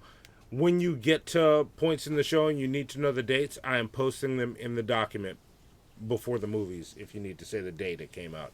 But continue. Gotcha. They should have hired Nicolas Cage to do Superman. Well, Nicolas Cage was trying to get into the role of Superman forever. You know, poor guy just never got in. Well, his Superman did look pretty shitty. Yeah. Oh yeah. Oh boy. But then he's a Coppola, and he studies like German expressionists. He studied like German expressionists, like actors and shit like that. Can you imagine him actually doing a Kryptonian, and he's like trying to act like some Christ-like figure. Yeah. Very over-dramatized, you know? Holy shit. Yeah, I see now you've kind of piqued my interest. And see, I had this idea that Nicolas Cage is a terrible actor, but maybe once upon a time he wasn't a bad actor. See, now I want to rewatch The Weatherman and see because I thought he was good in that, but maybe he wasn't bad. Maybe he wasn't good in that. You know what? You know what role I think Nick Cage would be the best at? And Marvel, pay attention. Ghost Rider? No, that's not his character. Nick Cage should be Ben Grimm, the Thing. I stole $3,000. Interesting. Okay. Interesting. Okay. His you know his what? overacting would work for that character. And you know what? I'm glad you said that because I was just about to say in Spider-Man Into the Spider-Verse, he played Spider-Man Noir. Yeah. And he worked in that role because it required overacting to hit the mark. Yeah. He will work as Ben Grimm. Like he's just like play Ben Grimm like he's down on himself for every reason but the fact that he's covered in orange rocks. That's how you play Ben Grimm. Ignore the orange rocks. Nick Cage is upset because his girl doesn't like him now because his shoes don't fit. He never mentions the orange rocks. I know we got to talk about Supergirl, but like, okay, this is pretty important to me too. Okay, so Nick Cage is goofy. He's a character actor. He goes off and that sort of thing. But like, Wild at Heart, Raising Arizona, and especially if you want to see Nick Cage act the shit out of a fucking movie, Bringing Out the Dead. That movie is absolutely stunning. It's mind blowing. He's a Coppola. He was raised in classic acting with his whole fucking family and changed his name so he wouldn't have the stigma of the family name hanging over him. The reason why he's crazy, if you watch some of the interviews with him, is entirely because his inspiration is old silent film actors from like Europe. Really weird, obscure shit, man. It's totally bizarre. By the way, Color Out of Space, go see Color Out of Space. Okay, I'm in. I remember Bringing Out the Dead was the movie where he played the paramedic. Yes, and he can see ghosts. Yeah, and he's a paramedic. Yeah. Sort of see ghosts. That was a weird. It was because I think it's I think it's one of those very like under the radar Scorsese films. Like it's one of those like when people think Martin Scorsese. Movies, wait. Chris Eldridge said Nick Cage could be Mephisto, or even Arcade. He would be a great Mephisto. Yeah. He would be good at either of those. That'd be. I think Mephisto more than Arcade, but yeah. Yeah, I would love to see him as Mephisto. Make him the Satan of the MCU. That'd be so fucking cool. And look, Chris Eldridge is a rapper who goes by the moniker Ben Grimm. So he is not a fan of the idea of Nicolas Cage being Ben Grimm. And I understand. He's a fantastic rapper out of California. He is awesome. And he and I have been talking about doing a project together. And that's on me. That's on me. We got to get that worked out. Plunger points. Yes. Yeah. Chris's plunger points. I didn't even realize Bringing Out the Dead was a Scorsese film. Like that makes sense now why it's so fucking good. It's wonderful. You know what it was? What fucked people up with that movie is that when you think Scorsese, you think certain types of films, and Bringing Out the Dead is not one of those films, and it fucked people. It's sort of like what was it? Hugo. It's sort of like Hugo, but not in the sense of like he had to prepare audiences like, hey, I'm about to make a movie that's not the gangster shit that y'all like. It's not gonna be Goodfellas. It's not gonna be fucking Casino. It's not gonna be Raging Bull. It's not gonna be, the hands that, what is it? The Gangs of New York. It's like he had to tell people ahead of time, this is not what this movie's gonna be. I'm making a PG family movie. Yeah, I'm basically making Oliver Twist. All right, don't judge my life. So that's what he had to do. Yeah. But he did. But the reason he had to do that with Hugo is because he didn't do that with Bringing Out the Dead, and people shitted on that movie. Not because it wasn't good, and I haven't seen that movie in a long time, so I'm not going to speak to how good or bad it is. But I can remember people feeling the way they felt about it because it was a Scorsese movie and they didn't get the thing that they wanted. They were just like, oh, this isn't light and this isn't, where's the gangsters? Where's Joe Pesci? Where's this? It's just like, all right, look, listen. Let the nigga make whatever he want to make, all right? Scorsese should have directed Supergirl. Well, yeah. I mean, but look, to be fair, anybody should have directed Supergirl other than Janae, too many consonants last name. So, I'm looking at his name. Yeah, go ahead. I challenge you to try to. But anyway, let me go back to the chat and try to see everybody's fair fouls on this one. So the question I asked was: is it fair or foul that Christopher Reeves deserved some level of blame for how bad Supergirl is?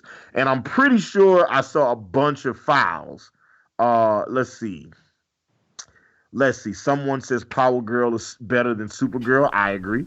But for not for that. I mean, well, I think we agree for the same reason. If I had to guess, it's a window into my heart. Let's see. Queen D88 says, "Yo, that mask is sick." Thank you very much, Monty. My cohort over there designed this mask for me. Got my own line of masks. Monty got tired of me wearing other people's masks on the show. He was just like, you know what? You need one mask that's our shit so we can have it for consistent branding and stuff like that. And I was like, it's because Hannibal will do shit like, he's like, oh, I need to do this thing. I'm just going to go online and find a generator and make this. And I'm like, I'll just make you a good one tomorrow. Just wait till tomorrow, man. I'll make you a good one. Yeah, that's what it is. So that's what. But it's dope. It's black and gold. I got the spikes on it, and like I said, we got a full face mask right here. You know what I'm saying? So I got the full face joint. You know what I'm saying? I got the feed mask with the mouth hole right there, so I can talk and shit like that. And the limited edition. It's very limited edition Iron Man version, right? It's like the Iron Man Avengers Endgame version with the spikes, the gold, and the Infinity Stones all along the top. You see that, guys? All designed by that guy over there. Look, I'm a hater. I don't like to give nobody credit for nothing because I'm a hater. And I gotta reach down in my soul of blackness and angst and hate and give another nigga a compliment. So when I tell him that he did a good job, y'all need to know it's coming from like I really don't want to do it, so I'm doing it. So there you go. Congratulations. Genoa, Schwark. Yeah, I don't know how it's like his first name is French, his last name is German as fuck. Like I don't know how he put that shit together. It's just his last name is just it's got like 8 consonants and there's a vowel in the middle, but there's a bunch of consonants that don't go together. Hold on. I'm gonna put his name in the chat, and I challenge. I need somebody to explain to me how to say his name. This is fucking weird. Director. Yeah. I mean, he also directed Jaws 2. All right. Ooh. Jaws 2, Electric Boogaloo. All right. Stay alive. Let's see. Supergirl direct. Here we go. Look at this shit. Look at this fucking dude's name, man. There's too many goddamn letters in this shit. Too much goddamn mayonnaise. Too much goddamn mayonnaise. All right, let's see what else. All right, so let's get to these fair files, and then we move on to the next one. American Nightmare says foul, but Hannibal, I'll see you tomorrow around 1, and we all know that Supergirl's big old titties are Monty shit, and Jeff looks like an anti-vaxxer's wet dream. Look, I gotta say this, Jeff. My favorite comment about your hair was you look like the Dragon Ball Z fusion of Milo Yiannopoulos and Guy Fieri. Yeah. That one was pretty fucking good. Yeah, that one was great. That one stung too, because Did it? Yeah, well, I mean, I had dinner with Milo Yiannopoulos back in like 2015. Yeah. Like I knew that fucking guy before he lost his goddamn mind. I'm like, oh no, fuck, I do look like that mutant. Holy shit. Fuck. Look, Jeff, I hold you way higher up than I hold him. Well, Just that's know not that. hard, but thank you. No, I fucking love you. Like, you're awesome. Like, if we're ever in the same place around the same time, I need to hang out with you. So. Absolutely. I just wish it wasn't so fucking expensive to get down to the south from here. I know. Likewise, we think about that all the time. Cause we've been trying to get up to Seattle and hang out with Ben Pye and young Bill Fridge. So like you'd be a hop and a skip away. We'd just be like, oh yeah, let's go. I just fucking drive up, dude. Yeah, when we come to Seattle, we will let you know. Like we'll make it a big thing. That'll be the ultimate live crossover episode. Yeah, Jeff Holiday, Drunken Peasants, Hannibal and Monty. Yeah, that'd be sick. Yeah, we'll all get together. We guest star as the black friends that live next door or whatever. we would absolutely have to film a sitcom. Yes. Right. That would be it. One of us is a mailman, the other one's like a mechanic or something. See, we'll make a pilot. We'll make a pilot, and then once it's made, we'll like pitch it to all the big networks, and then we'll get picked up. We'll all move to LA. It'll be great. Oh, See, I like it. That means we have to bring the mongoose to film a bunch of shit and bring all his equipment. So look, there you go. Look, I see. It sounds like a plan to me, right? And we'll bring E Green along just because he's hilarious. Yes. And I would just love to see what would happen in that scenario. There we go. Let's see what else we got. I'm gonna do a couple more of these fair files and then move on to the next one. Kilo says foul. I mean, I'm too drunk to elaborate.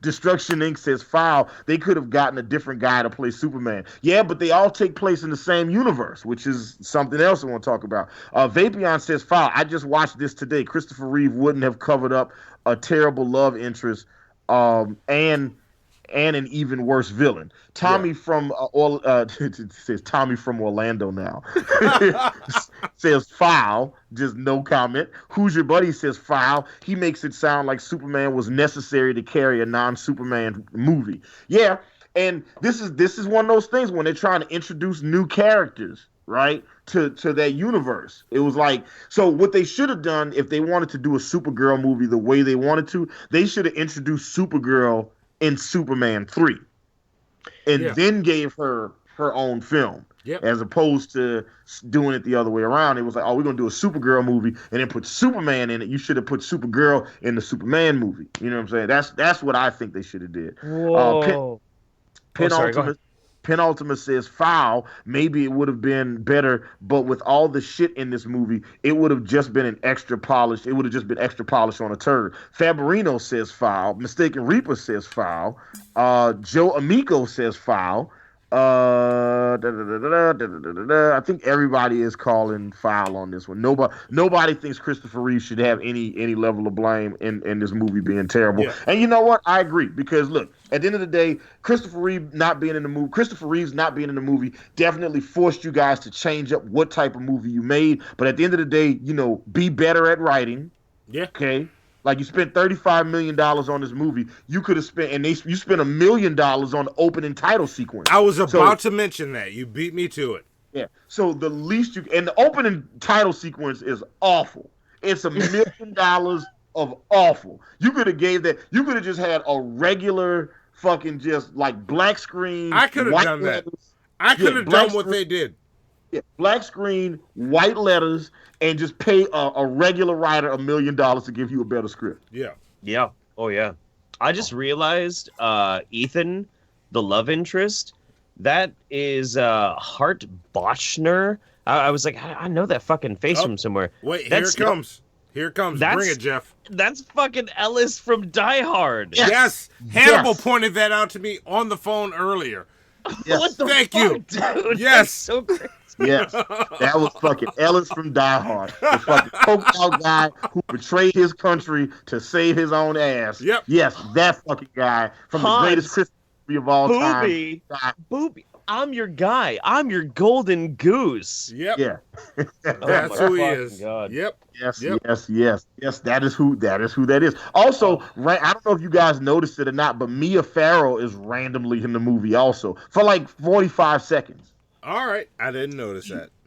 When they're in Argo City, in that random space dimension where when they're in inner space where Argo City exists, Mia Farrow plays Kara's mom. Okay. And also, did they explain how Argo City escaped the destruction of Krypton, or are we just supposed to never came up? Accept it. Never came up. They were just like, man, you know what I'm saying? Glad we wasn't on Krypton. Really dodged a bullet on that one. Yeah. that was it. That was all the explanation we got about it. All right. The next file, and this is a real quick one, so we can actually talk. Let's go because we've been talking around the movie, and I want to talk about the movie for a second.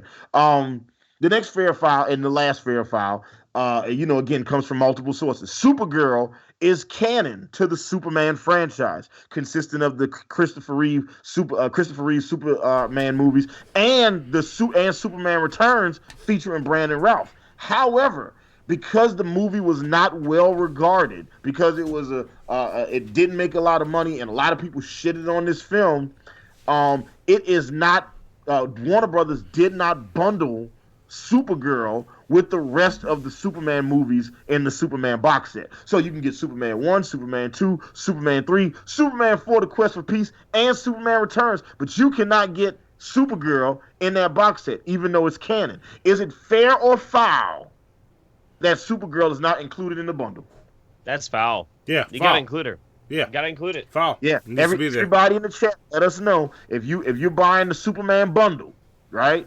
And all of this is canon because this movie takes place in the same universe. Jimmy Olsen is from the Superman movies is in this film. The only difference between Supergirl and Superman 4: The Quest for Peace is Superman 4: The Quest for Peace is still fun to watch. Yeah, that's the only difference. It's still just as stupid.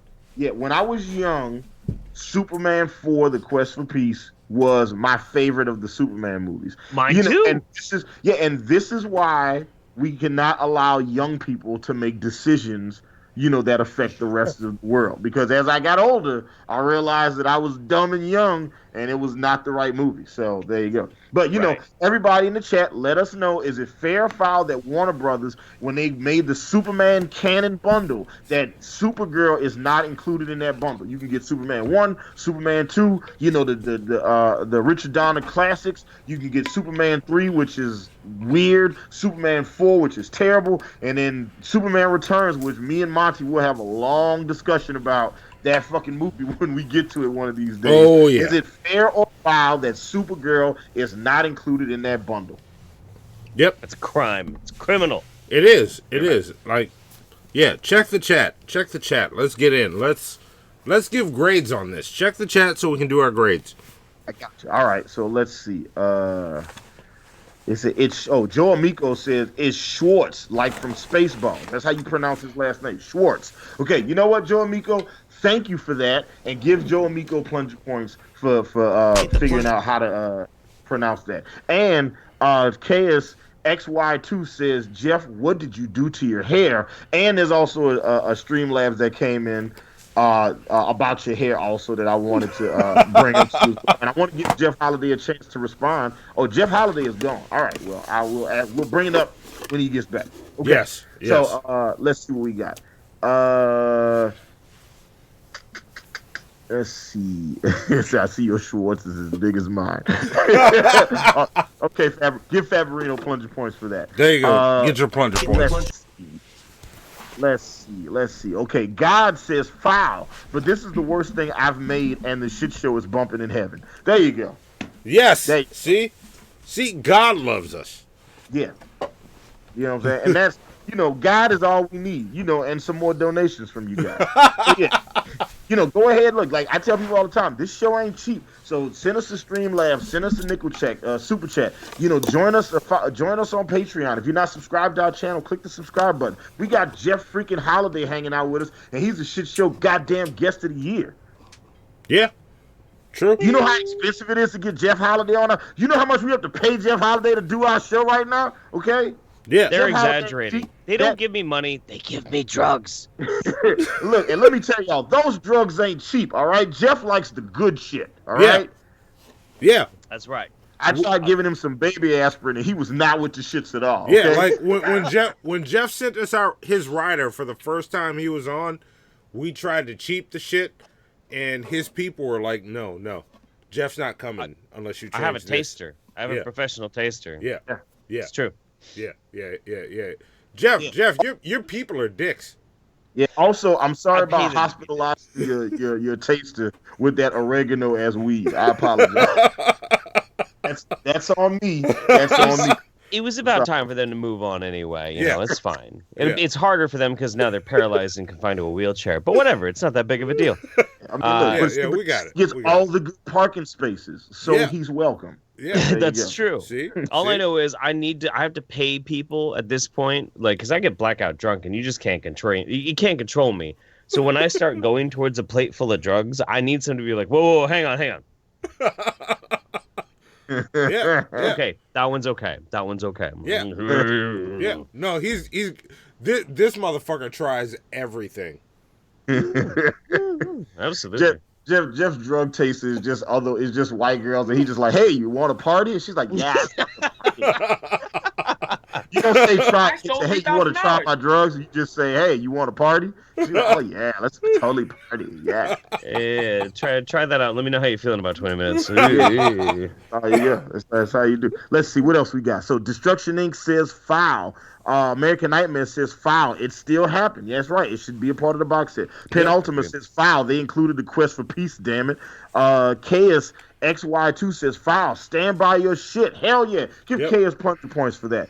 And let me know if I'm saying it right. Is it Chaos?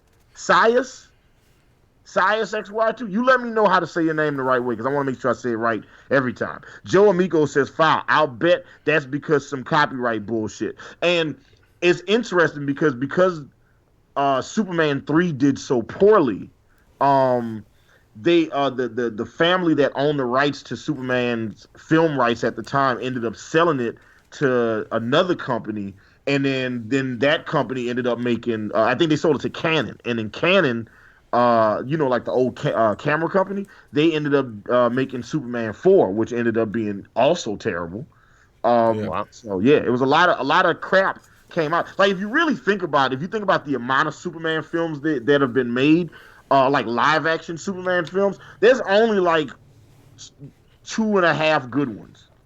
Yeah. And wait. Yeah. Off topic. Somebody said Monty needs to drop his G-Man disc. Who said this?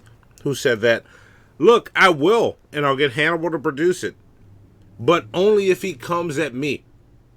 So, G-Man, bring it on. Look, I'll give you a hint.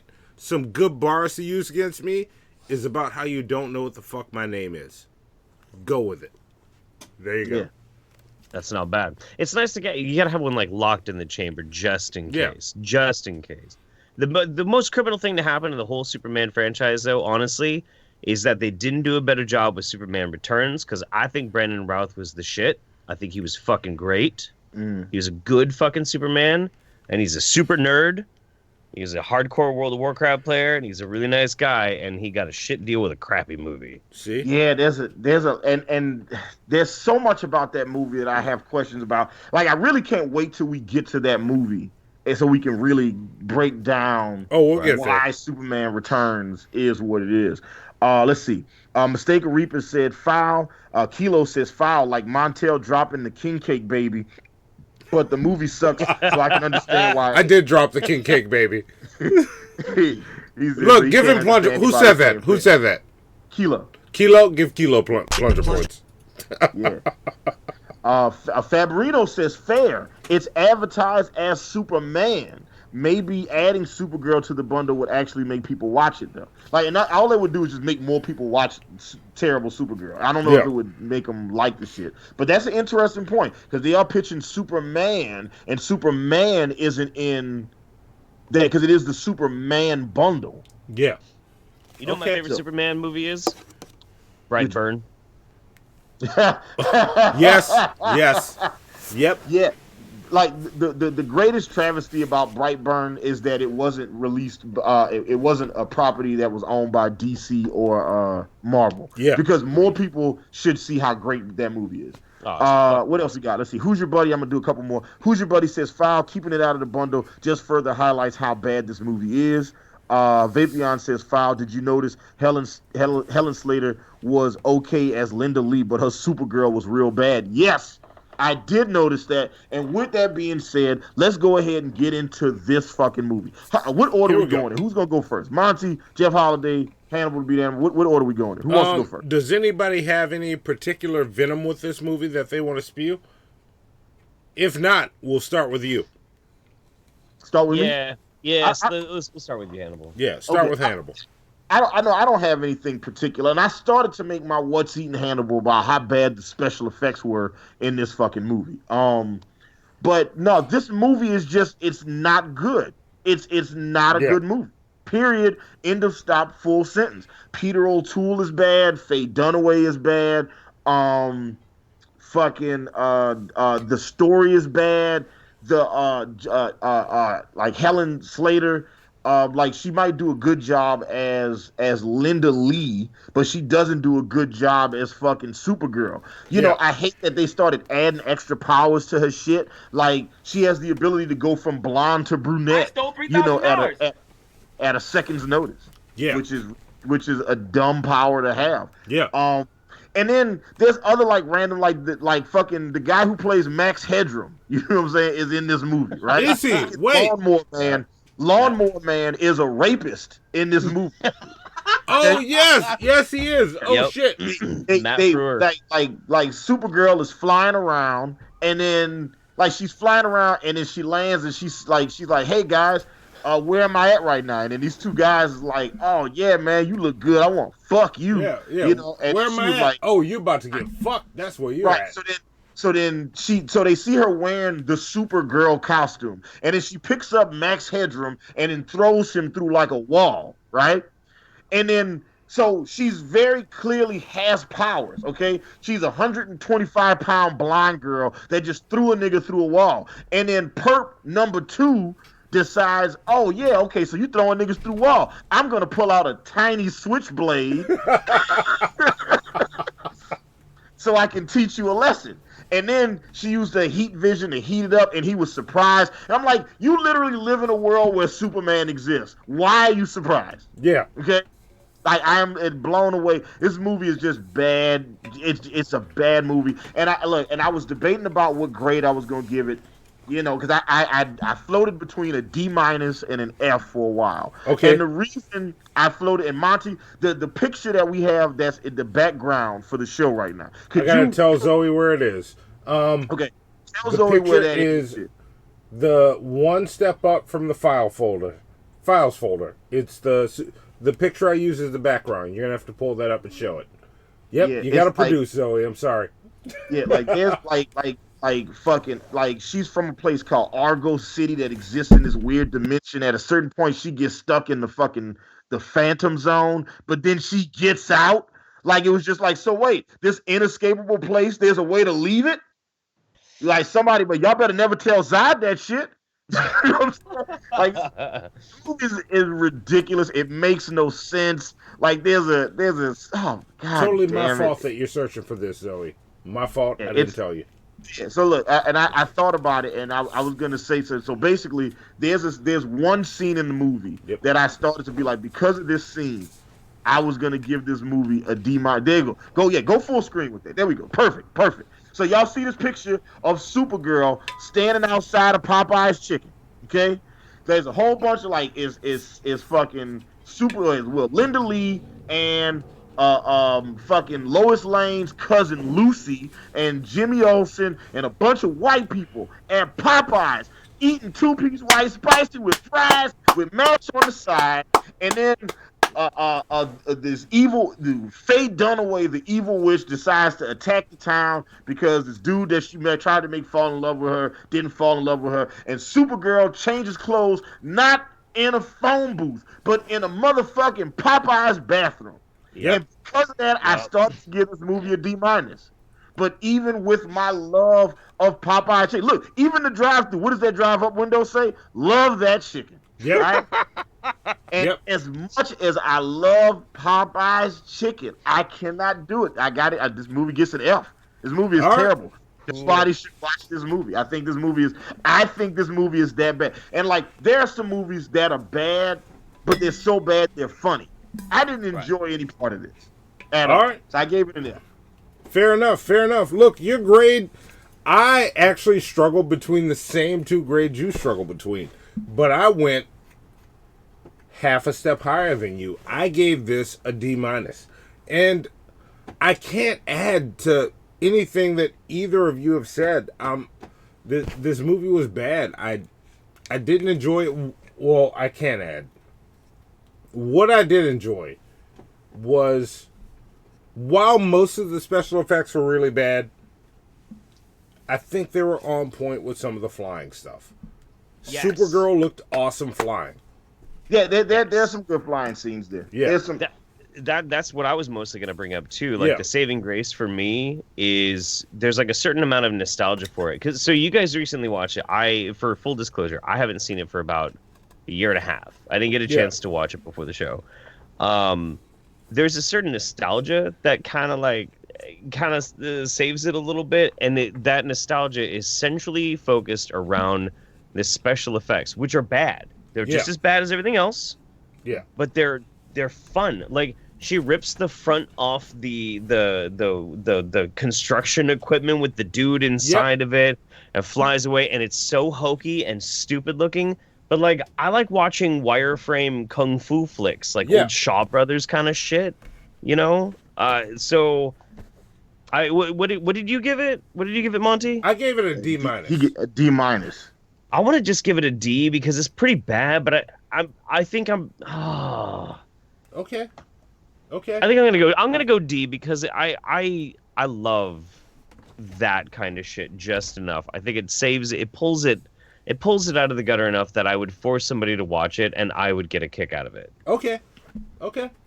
All right. Like I said, look, I'm not. Look, I thought about it long and hard because I really wanted to give this movie a D minus because I'm like, when I think about the movies we've given Fs to, when I think about Catwoman and I think about Steel and I think about that animated Red Sonja movie that we watched last year.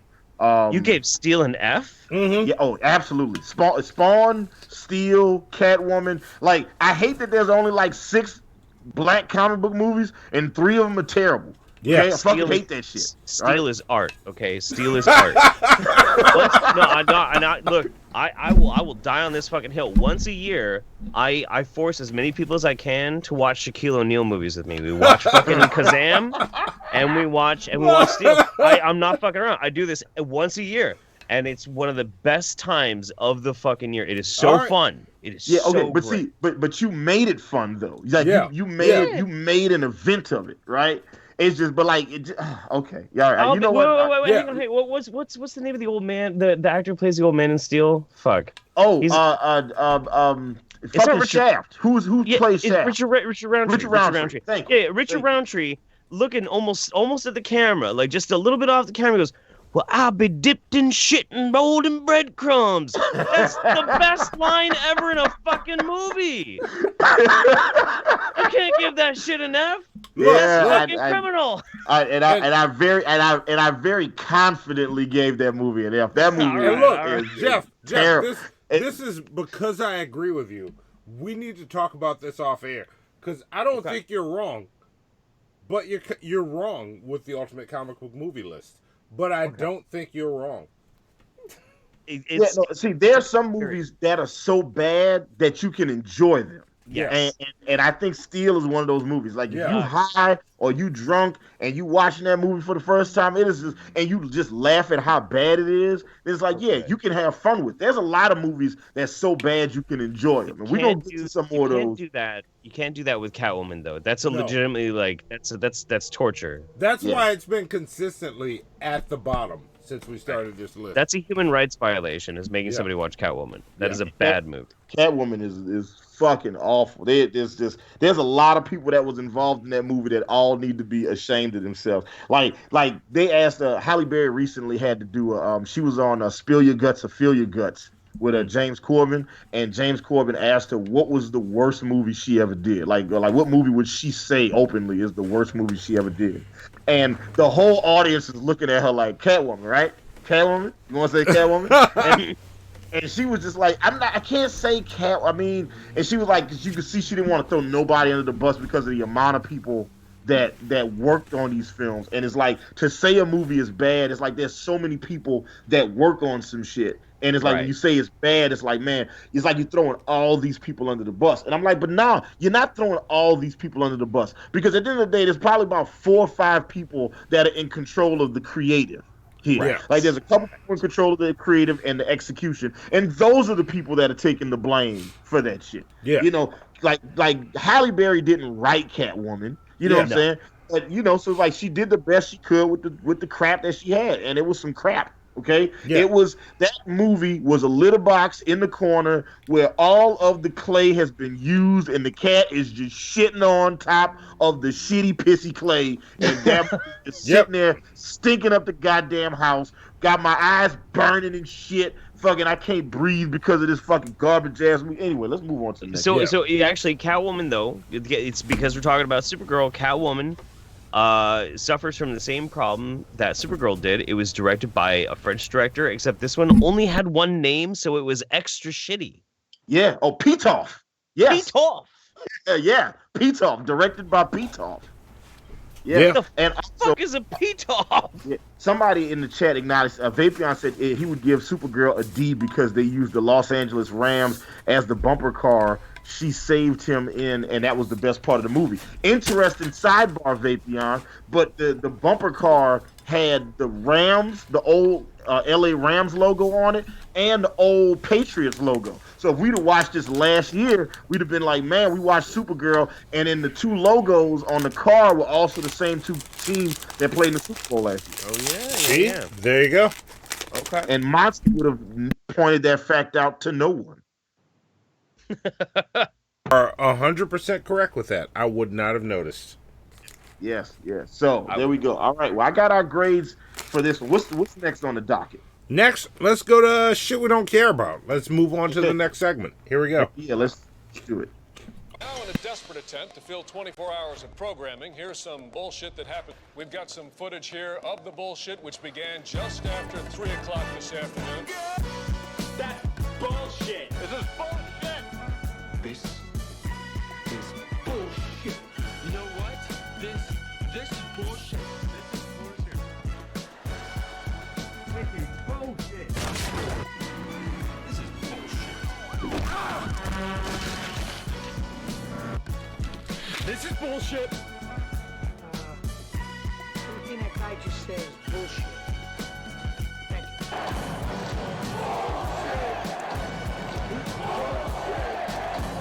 That's bullshit, Gary! Nerd! Okay, music stops. Send the beat fucking with you. Yep.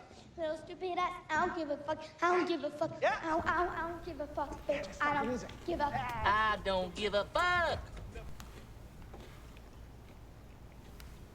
There we go. I just realized my mic was off. Yes. So, shit we don't motherfucking care about. So, the way this segment works is, just like the last segment, every day I do a deep dive on the news. And as I'm doing my deep dive, I come across these stories. And I wondered to myself, who gives a shit? Who gives a shit about this fucking story? So, this is me going through those headlines. But because we are about to be talking about Red fucking Sonja, yes, I made all of the shit we don't care about headlines about Brigitte Nielsen. Oh, shit. Yeah, all right. Okay. So I'm going to read you guys a couple headlines, and you guys let me know if you give a shit or you don't give a shit. If you give a shit, okay, we got 41 people watching. We also have 41 likes, so good job, guys. Nice. Y'all are doing this. All right. Love that engagement. Also, we got Jeff fucking Holiday, shit show guest of the year, hanging out with us. So go ahead and share this stream everywhere so we can get more people watching this motherfucker, because we got Jeff goddamn Holiday with us, okay? This is a good show. His drugs ain't cheap, all right? We had to get this shit right, goddammit. All right, so this is the way it works. I'm going to read this story. I'm going to read the headline. I stole $3,000. And you guys... There we go. Somebody's coming through. Who was that? That was Penultimate, and I'm getting to it now. All right. Fabarino said, and we got a couple I need to read real fast. Because Who's Your Buddy said, what the fuck, this Kmart M&M doesn't have any bars. Seriously, though, I just thought about, he says, he's seriously, though, I just about got a priapism thinking about all the great stuff Jeff is going to be bringing us after infiltrating the mayonnaise mafia. Yes. Oh, my God. Yes. Love it. Fabarino also says, Jeff, what happened to the rest of your arm tattoos? Still got them all. Still wait. got them. Is Jeff Holiday fake? Did his arm tattoos disappear? Is this a clone? Wait. Holy shit. Shit. Let me see your belly button. Hold on. Well, that's how you check. That's how you know if they clones or not. Do they got belly button? If you don't got a belly button, you're not a clone. See, Hannibal, this is why we got to get Mag on the show. We might have been on a show with a clone. Oh shit, we might have had clone Jeff Holiday. Clone this whole Holiday. Time. Shit. Clone Holiday. Well, you know what, Clone Jeff? Well, it's good to have you on the show. I'm glad that we had you join us today. Mr. Tight also sent us one. He says, I never believed that Jeff was a right-wing Nazi before, but after seeing him today, I believe. Nevertheless, I still love the shit show. Well, look, the whole thing is I'm a diversity guest because they have never had a legit white supremacist on before. See, that's true. We haven't. We haven't. So I rolled the dice, and like here I am. Yeah, Clone Holiday. See I'm wondering. I'm having a wonderful time. I'm wondering what I would look like with a blonde afro now. So I'm kind of curious. I'm curious to see what that would look like. Just all the. First off, I don't know how long that would take. That's the first part of the process. It only takes an hour to, or 45 minutes to an hour. Okay. All right. Yeah. That's all. And I know this is gonna sound dumb, but I have to ask because I don't know these things. But can I make it smell like vanilla? Yeah, you can. Okay, all right. Yeah, you make anything smell like vanilla if you try hard enough. Yeah, essential oil. Essential oils. That's all you need. That's Jeff Holiday's campaign slogan. You can make anything smell like vanilla if you try hard enough. There you go. Holy shit! I know about that essential oil thing though, because you ever want to get laid in Eugene, Oregon? Go buy some amber, just the scent amber, like rub it all over your shit. You'll have so many fucking hippie bitches on you like that immediately. Or I got another trick. Like if you want to just bag some, you could always just be Monty, and then there you go. Like. He just fucking like he walks like his natural scent, like his natural musk is white Zinfandel and pumpkin spice. So they just love him. All right. He smells like a Maroon 5 greatest hits CD. They love him. Right? Oh, wow. Love him. I'm not hating. I'm jealous. Okay. I'm pretty fucking jealous now too. Goddamn. Someone who has never experienced the sweet white nectar. Okay, I'm just saying it's pretty amazing. And speaking of sweet white nectar, let's get to this let's go this vintage stock here in Brigitte Nielsen. So this first story. Sorry, we got 42 people watching right now. Monty, what's the number? Pick a number. What's the number? I don't know. You think 10, 11, 12? Yeah, I was thinking something like, let's do 12. 12. Right. Pay attention, So, shitheads. 12. So I'm gonna read a story. I'm gonna read a headline, and you guys let me know if you give a shit or if you don't give a shit. Now, if enough of you guys give a shit, if 12 of you give a shit, I will read the story. Yes. Okay. But it's gotta be at least 12 of y'all that give a shit about the story. All right. Yes. And there's certain people that's gonna say they care, even though they don't give a shit. They just want to torture everybody else and make me read a bullshit story. So here we go. But look, with like Jeff Holiday, your votes carry weight. So you're just saying. That's all I'm saying. Wait, we didn't read Penultimate Streamlabs. What did Penultimate say? I thought I read it. Oh shit. You know what? Hold up. It might not have. Hang on. Let me your pen. I'm refreshing it now so I can get to it. I don't know where it's at. I don't see it on mine. It's weird. Right. It's disappeared. We'll find it. Right. We'll get it. Like, finish saying what's up. I'll look for it, Hannibal. And or Zoe will find it for me. I got it. He says, get Jeff on Twitch and play Shaq Fu. Hell yeah. Oh! We can absolutely play Shaq Fu. Yeah, Jeff, are you up for being a guest on a gaming stream with us, playing games with us? Yeah. Fuck yeah, absolutely. We'll have to figure out a way to be able to do some multiplayer with the Shaq Fu, but I think you could do that with some. There's like some cross-platform stuff you can do with emulators. Yeah. There are ways I can make it work. Sweet, yeah. Cool, yeah. Look, let's do that shit. All right, so here we go.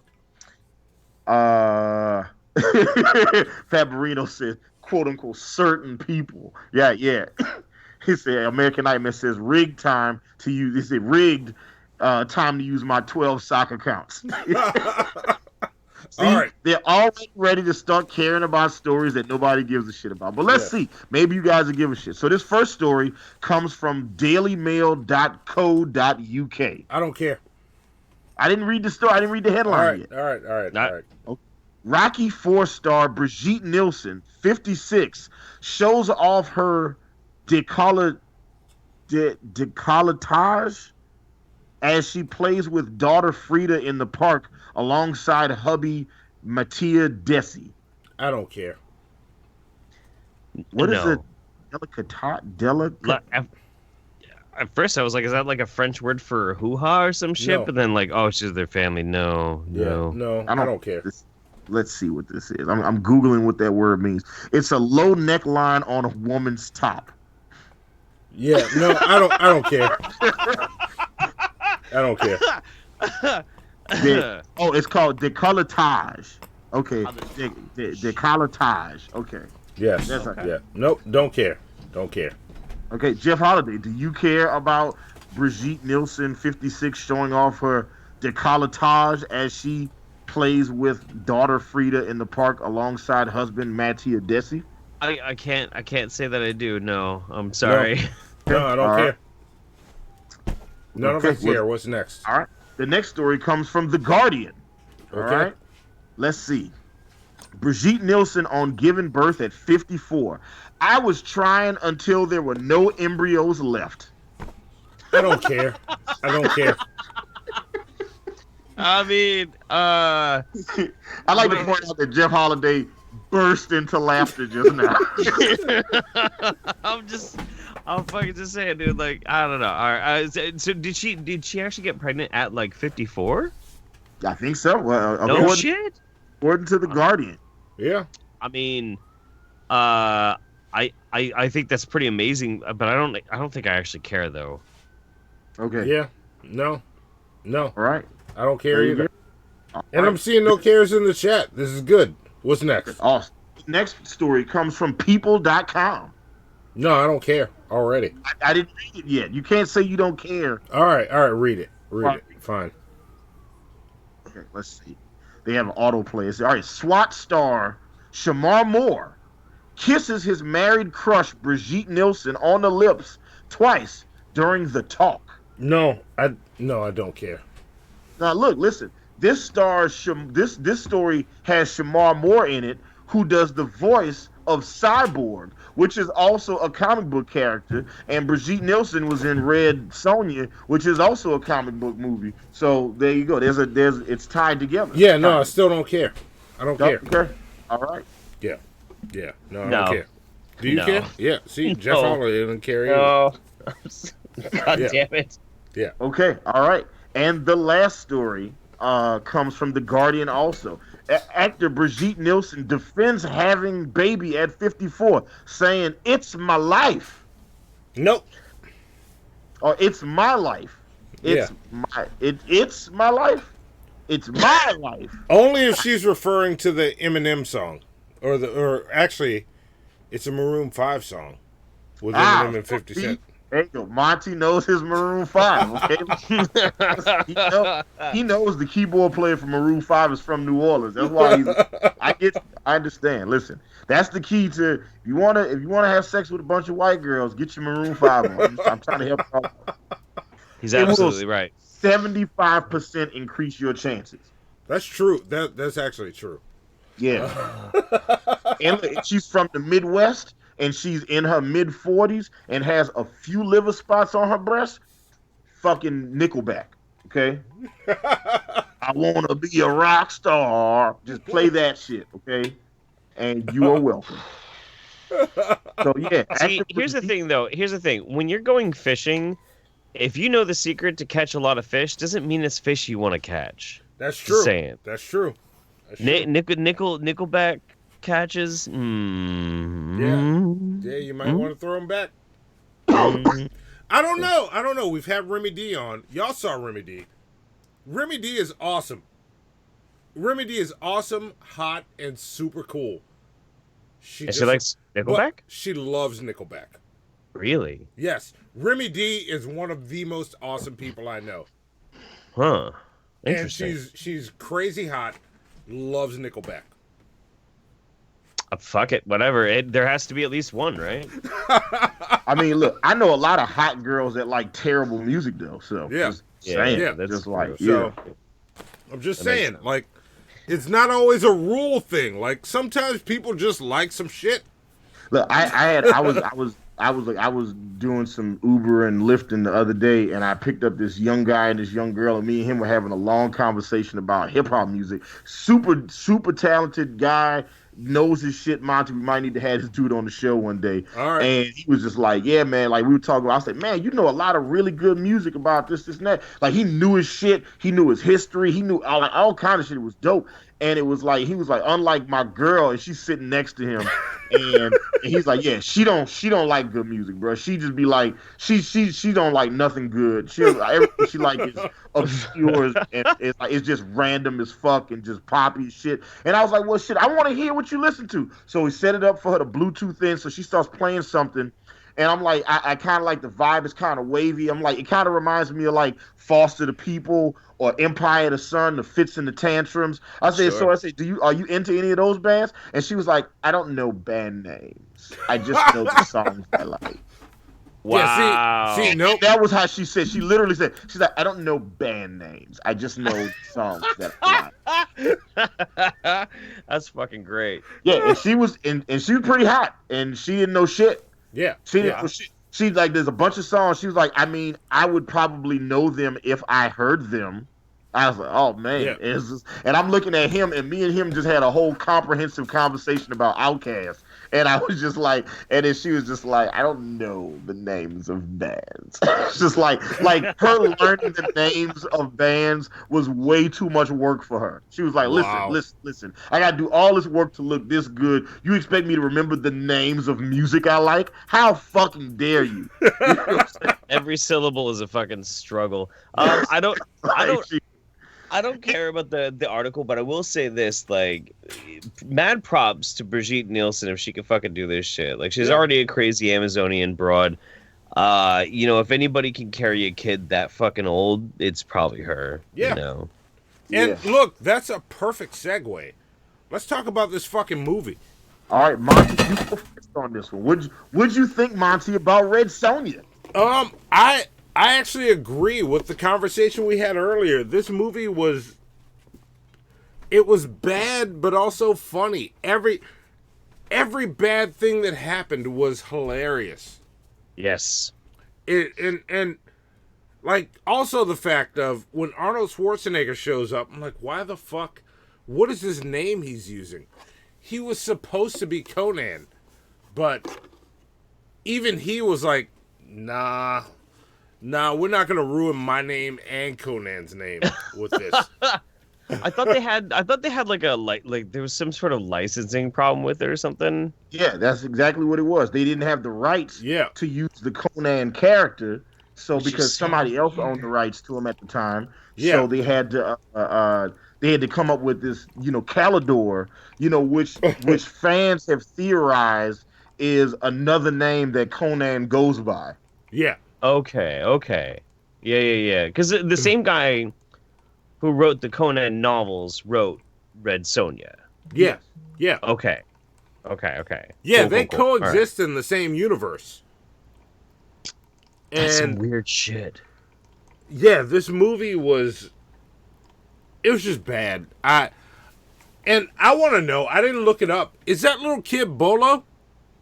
No, that's not Bolo. That's fucking Ernie Reyes Jr. That's fucking Kino from Teenage Mutant Ninja Turtles 2. That's the little Asian kid that was hanging out with Bruce Leroy in The Last Dragon. Yes! Okay. What the That's fuck? why I look familiar. Really? Okay. Yeah. Also, super random, Ernie Reyes Jr. had kidney failure and is trying to get a new kidney right now. So that's a whole other thing. That's a whole other thing that happens to be true. Holding out hope for Ernie Reyes Jr. What the fuck? Does he have a GoFundMe or some shit? Can we find it? No, I mean, the nigga was Donatello in the first Ninja Turtle movie. He all right. I'm sure they gonna figure it out. He's still racking in all that fucking Teenage Mutant Ninja Turtles money. Yes. Yeah. Ernie Reyes Jr. Yeah, he was that fucking guy. Like, he's like, as a child, as an 8-year-old child, he was a better fighter than I was. Like me at my prime, he was better than me then. So. All right. Yeah. I gave this movie. What did I end up giving? I gave this a D, a solid D. What the fuck? Yeah. Interesting. Monty gave it a D. Hold on, let me write that down. Yeah. And look, for everybody that's seen Red Sonja, drop your grades in the chat. From an A to F grading scale. You guys know how we get down. Let us know. Yeah. I just randomly clicked through a couple of things real fast, just looking at Ernie Reyes Jr. and Rob Schneider was in Surf Ninjas. What the fuck? Yes. Anyway, Rob Schneider's in Surf Ninjas. I don't fucking. That's a whole other bag of shit. Red Sonja is great, man. It's the fucking the land of high adventure with the swords and the sorcery and shit like that. Like you can't expect gold out of that shit. I mean, and it was unintentionally hilarious. Yes. But genuinely hilarious too. Genuinely so. And I think that as much as it seems to be kind of like a big shadow on some people's careers, I think in a weird way it's kind of a bright spot too, because it's just so fun. Oh shit. I guess I'm gonna go D+. I wanted to give it into the C, but even C- doesn't really fit. Yeah. It's better than terrible. Yeah. But it's not almost okay. It's not. It is not almost okay. Listen. The grading system works, okay? Because it does. It very clearly puts everything in a box where it's like, you know what, this is where it falls. Yeah. Yeah. Yeah. And look, and I'm in that same pocket. I actually agree with Monty. I'm giving it a D. This movie is bad, but it's fun bad. Like, it's a bad movie that's fun to watch, and I enjoy it. Like, because it's funny, but it's not trying to be funny, but it's funny anyway. Yeah. You know what I'm saying? So, like the in the beginning of the movie, it's like Red Sonja's cousin is this high priestess, and she steals this fucking orb of magic, and then she's sliding down a fucking zip line, and then they shoot her in the back with some arrows and shit, and she's like, "Oh, I'm shot. I'm gonna keep zipping though." It's like it's just bad, but it's funny though. And it works. Like, Ernie Reyes Jr. as a child is hilarious, and it's like, I love that you got like fucking Arnold Schwarzenegger from, where's he from? Belgium? I don't know. Austria. Yeah, Austria. there you go. Okay, yeah, right. He's Austrian, and you got Brigitte Nielsen, who's from fucking Denmark. You know what I'm saying? And then you got Ernie Reyes Jr. You know what I'm saying? Who's like this Asian kid that's clearly American. And then his lackey is just straight up like some dude from like Jersey. Yeah. You know what I'm saying? And we never talk about it. It just is, and we just keep it moving. Yeah. Right? Like, the sword fighting is real, just chaotic and all over the place. Like, these niggas ain't trying. They're just swinging swords real fucking hard at each other and shit like that. And I'm just like, it is, and it's bad, but it's fun bad. Like, it's one of those bad movies that you enjoy watching. Like, fucking, there's a scene, and my favorite scene in the movie is they're trapped in a cave, and the cave is filled up with water. Yes. And there's this monster this giant snake monster that starts attacking them, and then out of nowhere fucking Arnold Schwarzenegger shows up, is like, "I will help you fight the monster." And he just the monster, and then after like 20 minutes he's like, "It's a machine. It's not real. I can't stop it." Right? And then he's like, "Sonja, help me stab out his eyes." And then Sonja jumps in the water, and then they proceed to take out the eyes of this machine. And then the machine, for whatever reason, feels pain, and it's so weird, because this movie takes place in like 400 BC, right? They just discovered fire in the fucking wheel, but also this mechanical shark demon, you know what I'm saying, that can feel human emotions. It's incredible, okay? It's like, it's terrible, but it's good, good. and terrible. It's so good.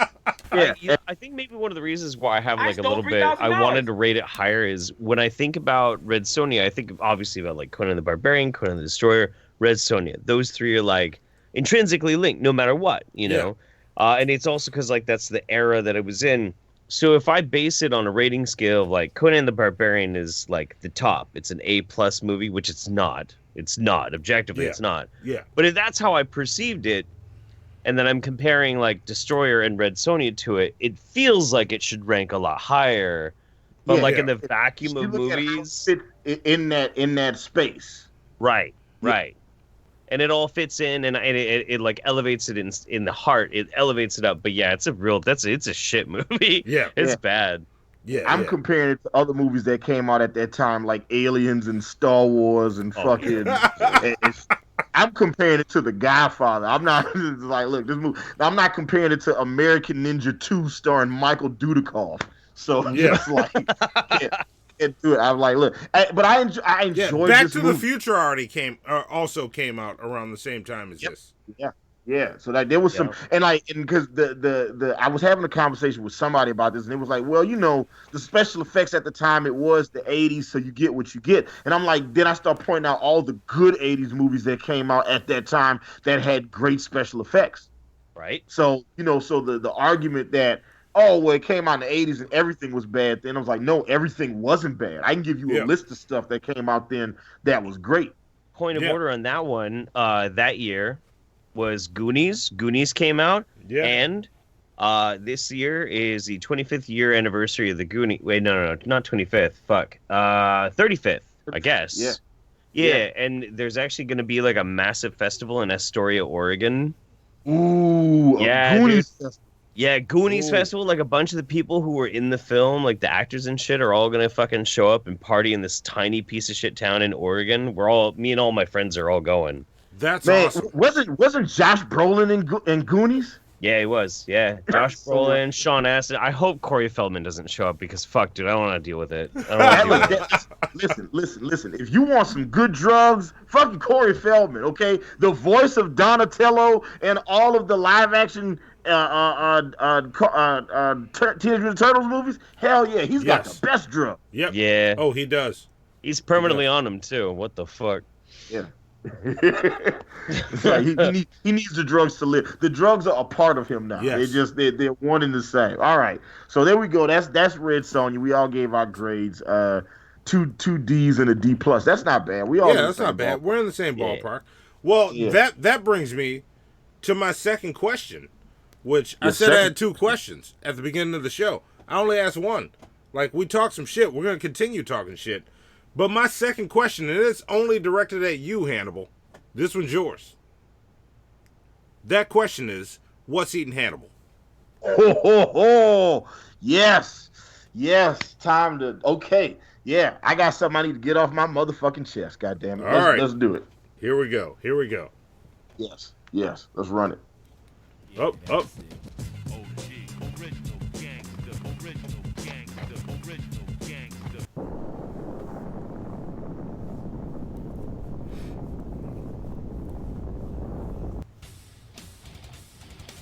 Women drivers, people who talk during the movie, customers who cannot make up their mind while ordering food.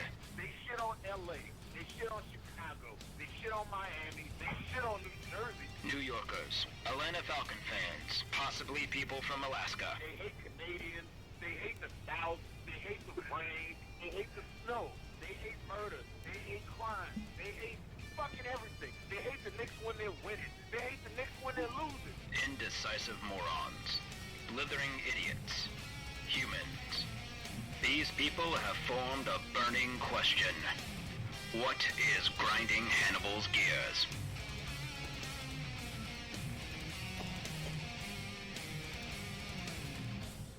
Dun. Yes, what's eating Hannibal? All right, so as we're talking about these comic book movies today, one of the other movies we had to watch was Elektra, 2005's Elektra, starring Jennifer Garner. And I watched this movie today, and I called Monty and I said, I got to do my What's Eating Hannibal about this fucking movie. because this movie. So I don't know how many people have seen Elektra. I don't know how many of you guys were not lucky enough to see this movie. And then just for context, so far we've talked about Supergirl, which is bad and it was boring. Then we talked about Red Sonja, which was bad but funny. Now we're gonna talk about Elektra, which is bad and fucking infuriating. Okay, and this shit really, really, really fucking pisses me off. All right. There's a lot of problems about this movie, but there's one that I want to talk about specifically about Elektra. In every superhero film, there's a reason for the protagonist to have superpowers. Captain America had super serum. Thor and Superman are aliens. Green Lantern, he's got the ring. Daredevil, radiation. Fantastic Four, cosmic radiation. The Hulk, gamma radiation. Spider-Man, spider radiation. The Flash got struck by lightning. Wonder Woman was made out of clay and gifted with power from the gods. The X-Men are mutants, right? But with Elektra, all her powers in this fucking movie make no sense. And the only way it can make any sense is if she got her powers through fucking magic. And that's what's eating Hannibal right now, is that this bitch don't got no powers because they just gave her fucking magic, and it's like, oh, she's a magician, and that's where she got powers, right? So let me break this shit down. In addition to being able to see into the future and resurrect the dead, Elektra has the ability to teleport herself from one place to another, sort of like Nightcrawler from the X-Men. But Nightcrawler from the X-Men is a mutant with superhuman abilities. Does Elektra teleport herself? So how does Elektra teleport herself from one place to another? Like, she whispers into Lucius Malfoy's ear before killing him, then teleports back across the room so she can throw a sigh at him. You want to know how it's possible? You want to know how it's possible? You want to know how it's fucking possible? Ho, ho, ho, it's magic. That's what it is. And when she stabs someone with her fucking size, there's never any blood on her fucking weapons. Those blades cut through human flesh like butter and come out drier than my prom date's vagina. How is it that her weapons never get any blood on them, even after she's given somebody the O.J. Simpson special? You want to know how it's possible? You want to know how it's possible? You want to know how it's possible? Ho, ho, ho, it's magic. And then Elektra has this sixth sense where she can sense when danger is approaching. Multiple times in this movie, we see her sense when someone pulls into a nearby driveway. And we see her sense when someone walks within 100 paces of her. And we see her sense when ninjas are hiding on rooftops. Not to mention, she can also sense when people are lying to her. Her spidey sense tingles more than Peter Parker's did in Avengers Endgame, except she doesn't have spider sense. So you want to know how it's possible? You want to know how it's possible? Do you want to know how it's possible? Ho, ho, ho, it's magic.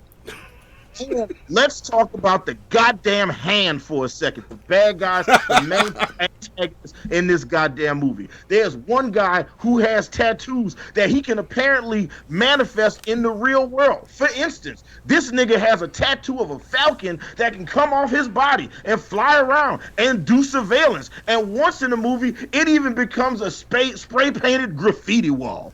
He can also create wolves that fly, and he can create 10,000 snakes and shit. Then there's a black guy with superhuman strength who's bulletproof and nightproof, and this nigga not even Luke Cage. Then there's a chick with bad breath. Like, yep. And the main bad guy can also see the future sometimes, like Elektra. He can also teleport like Elektra, and he can do karate like Elektra, but his claim to fame, his ability, it's like his main claim to fame is his ability to control bed sheets. There is a fight scene in this fucking movie with Elektra where this nigga makes a bunch of bed sheets fly around. I'm guessing to distract Elektra, I guess. I don't know. He also has the ability to see moments from Elektra's past and repeat those key pieces of dialogue at her as he beats her up. It is fucking ridiculous. And how come every time one of the motherfuckers die, they turn into a puff of yellow and green smoke? Are they not humans? Do Asian people not bleed? Is this a video game? And is this what happens when a character dies dies and has no respawns left, I don't understand how any of this is possible. But you know why it's possible? You want to know why it's possible? You want to know why it's possible? Ho, ho, ho, it's magic. Movie is trash. It should not exist, and you can't use magic to explain away bad writing. Let me say that shit again. So everybody, look at me. You cannot use magic to explain away bad writing. Okay, you got to give us a reason why shit happens, and that's what's eating Hannibal. You cannot just say shit is magic. All right, fuck that shit. That's what's eating Hannibal. Well, damn. All right. One more time. Is this what's eating Hannibal, Zoe? Ho, ho, it's magic. So that's what's eating Hannibal. That's what's eating Hannibal. Jesus. It's fucking trash, man. Like, y'all look, I see y'all laughing in the chat, but I'm genuinely, I set my alarm to go off at 7 a.m. because I still had to watch Elektra. I still had to go to the movies and watch Harley Quinn, Birds of Prey, and I still need to watch I need to rewatch the Batman Harley Quinn movie. So I got up at 7 a.m. You know how pissed off I was to wake up at 7 a.m. to watch the director's cut of Elektra? Man, fuck this movie, all right? That pissed me off. That's a beautiful rant. What the fuck? Yes. Holy yes. shit. Well, let's just get right into it. Let's just talk about this Elektra movie then. Let's start with Jeff Holiday. What'd you think? Oh my God, no! Look, okay, so there's something charming and beautiful about watching the slow train wreck that is the 2003 Daredevil movie. Okay. Yeah. And because it's bad. It's real bad. It's real bad. And you know, I actually, as much as I really shouldn't, I do have a lot of love and affection for Ben Affleck, but like that movie almost killed my love for Baff, right? Yeah. And even in that movie, Jennifer Garner as Elektra was really obnoxious, but I wanted to give this a good shot because she was great in Alias. She's not a bad actress at all. Not at all. No, she's a great actress. But holy fucking dog dick, is this a terrible fucking movie? It's terrible. Did they get the same guy to play Stick in this one as they did? No, this is a different Stick. They had a different Stick. Okay. Yeah. Matter of fact, and look, I'm gonna throw y'all one. You know who Stick was in this movie? It was fucking General Zod from Superman 1 and 2. Yeah, Terrence Stamp. He escaped the Phantom Dimension so he could teach this bitch Kung Fu. Oh my God. Oh, it's so bad. Well, I kind of looked it up a little bit, and I guess like the magic that she's supposed to practice is called like Kimagure or some shit. Yes. And there's the Asianification of like certain movies is really frustrating. There's supposed to be a very specific Japanese bent to this, but there are so many elements that come from different cultures. It's kind of shocking. The whole thing with like the fucking hand when they die, like disappearing into like weird puffy smoky things, like that's really fucking disturbing. It's jarring. Everything about it is terrible. And I will say, if there's any poetry to the world, it's that the director of this, he directed the X-Files movie, Reign of Fire, and then this movie, and then he never again was given control of a major Hollywood production. Oh, that is hilarious. That's fair. And like this movie's a fucking F, dude. It's a fucking F. It's terrible. It's a piece of shit. Awesome. You know what? And even though my rant suggests otherwise, because I did not enjoy this movie, this is not an enjoyable movie to watch. I did not derive satisfaction in this collection of scenes and stuff. Years ago, actually, and this is a true story. Me and my girlfriend talked about this on our way from leaving, seeing Harley Quinn, Birds of Prey, or Birds of Prey and the Fantabulous Emancipation of one Harley Quinn. Yes. Which version of the movie you saw. It's the same movie. It's just got a different title because Warner Brothers realized they fucked themselves with the original title. When we were leaving the theater, I reminded so as we were watching the movie, and I saw at the end of the movie they give the credits for the writers. One of those writers, one of the people that wrote that movie, I met this guy years ago, And it was a random day. I was driving, Uber and Lyft or something like that. I picked up this guy from New York, and we had a conversation. And he was like, "Oh, what do you do?" I told him, he said, "Is this all you do?" I said, "No, I'm a music producer. I do music." He said, "Oh, that's cool." I said, "I work in the film industry." I said, "Oh, really? What do you do?" He says, "Oh, I'm a screenwriter." I said, "Oh, awesome. Have you written anything I've ever seen?" And he paused for a long while, and he was like, "Yeah.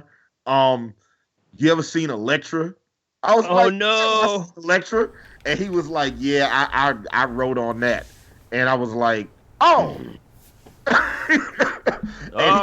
He's like, "Yeah, I know it's a piece of shit," and he basically explained to me that by the time the movie got to him, it had gone through so many rewrites and changes and stuff that they brought him on the tail end to kind of connect a couple dots and stuff like that. And he was just like, "Yeah, man, the movies is a piece of shit." And I don't want to say which writer it is publicly on the show because I don't want to throw him under the bus. And then here's what's funny about that particular writer. At the time, my girlfriend was also driving Uber and Lyft, and that same weekend, she also had that same guy. She was driving around, and then she picked him up, and she was like, "Babe, I met this dude that's a writer, and he wrote on Vampire Diaries." And I was like, "Wait." I said, "Was it like a dark-haired dude from New York?" She was like, "Yeah." I said, "Was his name this?" And she was like, "Yeah." I said, "I had that same nigga earlier today." That's crazy. End up getting the same guy. You know what I'm saying? And it's so weird. And we both had different conversations with him. And he was a really cool guy. And he talked about how trash it was working on his movie. Look, there's nothing more that I can say about this movie that my What's Eating Hannibal rant already didn't say. This movie is just put together poorly in a lot of different ways. It's not a good movie. At the end of the day, there's no reason for you to care about any character in this movie. Like, there's this, like, throughout the movie, Elektra has these flashbacks where she goes to like different moments in her past, right? Okay. But while she's going through these flashbacks, you can't tell, like, sometimes they're flashbacks, but then sometimes they're hallucinations too, right? And then it's like, there's a scene where she goes swimming, and then she comes up and she's in a pool that was like where she used to swim when she was young. But then she goes back down in the water, she's in the ocean. It's like shit's just random and it's happening and it doesn't make you feel anything exceptional. And it's not a great movie. I'm giving it a D. Like, I think it's pretty bad, but I've seen movie, like, it's not as bad as Catwoman. It's not as bad as Spawn or Steel or the Red Sonja animated movie. I feel like we've seen worse movies. This is about as bad as the Jessica Alba Fantastic Four movies. Okay. I'm with you on that. For me, that's where this lands. All right. But Jeff Holiday, I do not disagree with your F. Because I think this movie is in the ballpark of a movie that should never be seen. Yeah, no, I don't disagree with it. I actually gave it just a hair better than you gave it. I gave it a C-. It's like Monty. Yeah, I gave it a C-. Wow. Tell us about it. But I struggle with it. I struggle with it because there were a lot of really cool visuals in this movie. This movie, while it makes no sense, it's cool to watch. And I think the visuals have to count for something. First time watching the movie, right? Yeah. I think the visuals have to count for something. This movie is as bad as everybody said, but it was cool to watch. But it's still bad. I won't watch it again. But that first time, I was like, all right, if y'all could have tightened this up, y'all could have made something really good. But you didn't. So I ended up on C-. And then I compared it with the other 2 Ds I gave. Is this as bad as Red Sonja? No. This is better than Red Sonja. Okay. I know. I agree with Monty. I think this is better. It's better. Like, it's shit. It's like because now we're talking about having to break down different elements of the movie to kind of. But I'm just saying that's how I got to my C- with this. Here's my energy on this is really simple. Like, Supergirl, Red Sonja, we're talking like early 80s kind of shit, and at least there's a certain amount of nostalgia that makes them like kind of attractive to watch, even though they're terrible. By 2005, we knew better. But we did it anyway. Good point. Good point. And we got 2 Streamlabs to read, but keep going. Good point. Good point. Good point. No, Jeff, continue. It's the other problem that I legitimately have with it too, and this is a comic book nerd problem that I have. Yeah. I think Elektra is a shitty character. I've never liked Elektra as a comic book character at all. I really don't. As far as like the creations by Frank Miller, and there's enough problems with Frank Miller just being Frank Miller. Elektra was kind of a hollow, vapid throwaway character that was only really pumped up as an anthropomorphized fucking love interest for a tragic Daredevil character. I never really thought she was interesting. I always thought her backstory was pretentious and dumb and stupid. Throwing her in with the hand and the whole resurrection plots and things like that kind of gave her something kind of interesting to get into. Kinda. All right. All right. But like, to say that I was disinterested in this movie even before I saw Daredevil 2003 would be an understatement. See, you're that dude. When I worked at a comic shop, I'd be like, "Oh, this dude's coming in. We're gonna be here all day arguing about something comic books. This is gonna be an awesome day at work." I am that fucking guy. I am that fucking guy. I used to love those guys. They come in and they always have and it's always a well thought out opinion. Like, I don't disagree with anything you said, but I'll challenge the fuck out of it. I won't hear, because we're not going to be here all night doing it. I will challenge the fuck out of it and enjoy the fuck out of that conversation. I'm like, all right, all this is valid, but I disagree. That's fair. That's fair. I mean, you know, I will put the challenge out there, though. If there are some hardcore Elektra fans, and you know some really, really good, runs of specific writers and specific Daredevil-esque or even Elektra solo project, runs, tell me. I'll track them down. I'll read them. All right. I'm going to go dig through my comic boxes. I'm going to send you some shit. Because I enjoy Elektra as a character. Sweet, yeah. There's probably maybe something I missed. Like when I was young, I was a big Daredevil fan. He was, for a while, he was my favorite comic book character. And there are some good, I don't know if it was Frank Miller, if it was Alan Moore, somebody wrote some really good Elektra mini series, six issue runs or 10 issue runs that ended up being and they ended up being some really good stories. So there are good Elektra stories out there, but this extra story is not one of them. No, this is not one of them. This is not one of those stories. Man, I couldn't get down with this shit at all, man. Fucking when the Falcon, when the spray painted Falcon on the wall did the whole Scooby-Doo moving and painting eyes thing, and I was like, get the fuck out, no. It was and when they did that, I know somebody in the room had to be like, so when somebody pitched that idea, somebody else in the room was like, so you want to do the moving eye painting thing from Scooby-Doo? And then somebody had to sit there and be like, justify why they were going to still put that in the movie. Yeah. And they did. So, all right, we got a couple donos that came in. I want to read these real fast. First things first, Faberino says, please give a shout out to my best friend Noel, who is viewing the show for the first time tonight. What's up, Noel? Good to see you watching Hannibal and Monty Shit Show. And we are joined by none other than our Shit Show guest of the year, Jeff motherfucking Holiday. Underneath us. Also, anybody that hasn't subscribed to Jeff Holiday's channel or isn't following him on social media, please go follow Jeff Holiday on Instagram. Go follow him on Twitter. Go follow his backup Twitter. Don't follow me on Twitter. Don't follow. I'm a bad boy on Twitter. Do not follow my Twitter. Don't follow him on Twitter. I'll give you plunger points if you do that. That makes you want to follow him more. You know.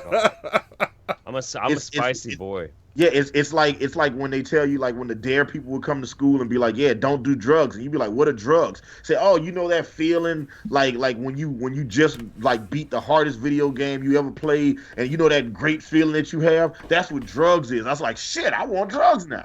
That's what it was. You just made everybody want to follow you on Twitter. What was that fucking the Dewey Cox story? Was it Walk Hard, the Dewey Cox story? Yeah, Yeah. That fucking scene, what you guys doing? Oh, Dewey, we're doing cocaine. Well, I want some. No, you don't, Dewey. Well, what's it like? Well, it's like when all your bad feelings and all the horrible things you've done in the past, you do some of this and they all just go away and they get replaced with the feeling of being wrapped up in a big warm blanket. Yeah, I think I do want that. Yeah, that sounds amazing. I'll take 2. Amazing. 2 cocaines, please. Yes. Yes. And the other one came from Kilo, who says, fun fact, the guy who originally created Conan the Barbarian was friends with Howard Phillips Lovecraft, the extremely talented and racist even against white people. I appreciate that annotation there. Yes. Creator of Cthulhu mythos, and the mythos is referenced in Conan and vice versa. Yeah. There you go. I did not know that. If I'm not mistaken, too, the guy who wrote Conan and Red Sonja, I was just kind of clicking through and browsing. I think after he was at his mother's deathbed, he went and straight killed himself too. He died when he was 30 years old. The guy who made Conan and Red Sonja, and some fucking crazy shit. Damn. Yeah, that's wild. Did not know that. Did not know that. And you know what? Give Mike plunger points for sharing Jeff's channel in the chat. So you guys can click on it right now in the chat. In the live chat, you can go ahead and subscribe to Jeff Holliday's channel. Jeff Holiday is incredible. He has so many subscribers, and you should join him. Because if everybody, listen, if all your friends is jumping off a bridge, you should too. Yeah, that's right. That's right. Watching my videos is kind of like jumping off a bridge. All right, I'm counting out some of these extra plunger points that I got here. I'll pitch in an extra, what? How many did you give me? We gave you 250. We gave you 250. Yeah. I'll give 50 more to Mike. There we go. Mike, look at that.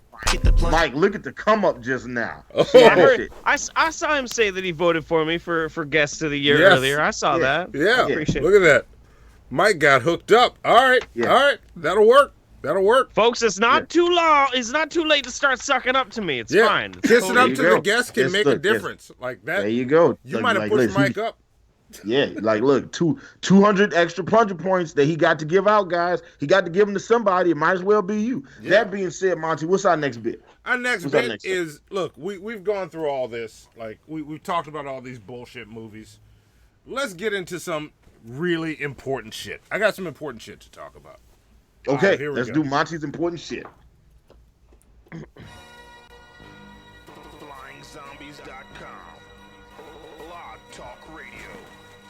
Team MFN proudly present Hannibal and Monty's Action News with L. Damon on sports, Keith, the man on the street, meteorologist scientist Mel on weather, and Hannibal and Monty's Action News anchors, Hannibal and Monty. And now, here's lead anchor Monty with Monty's important shit.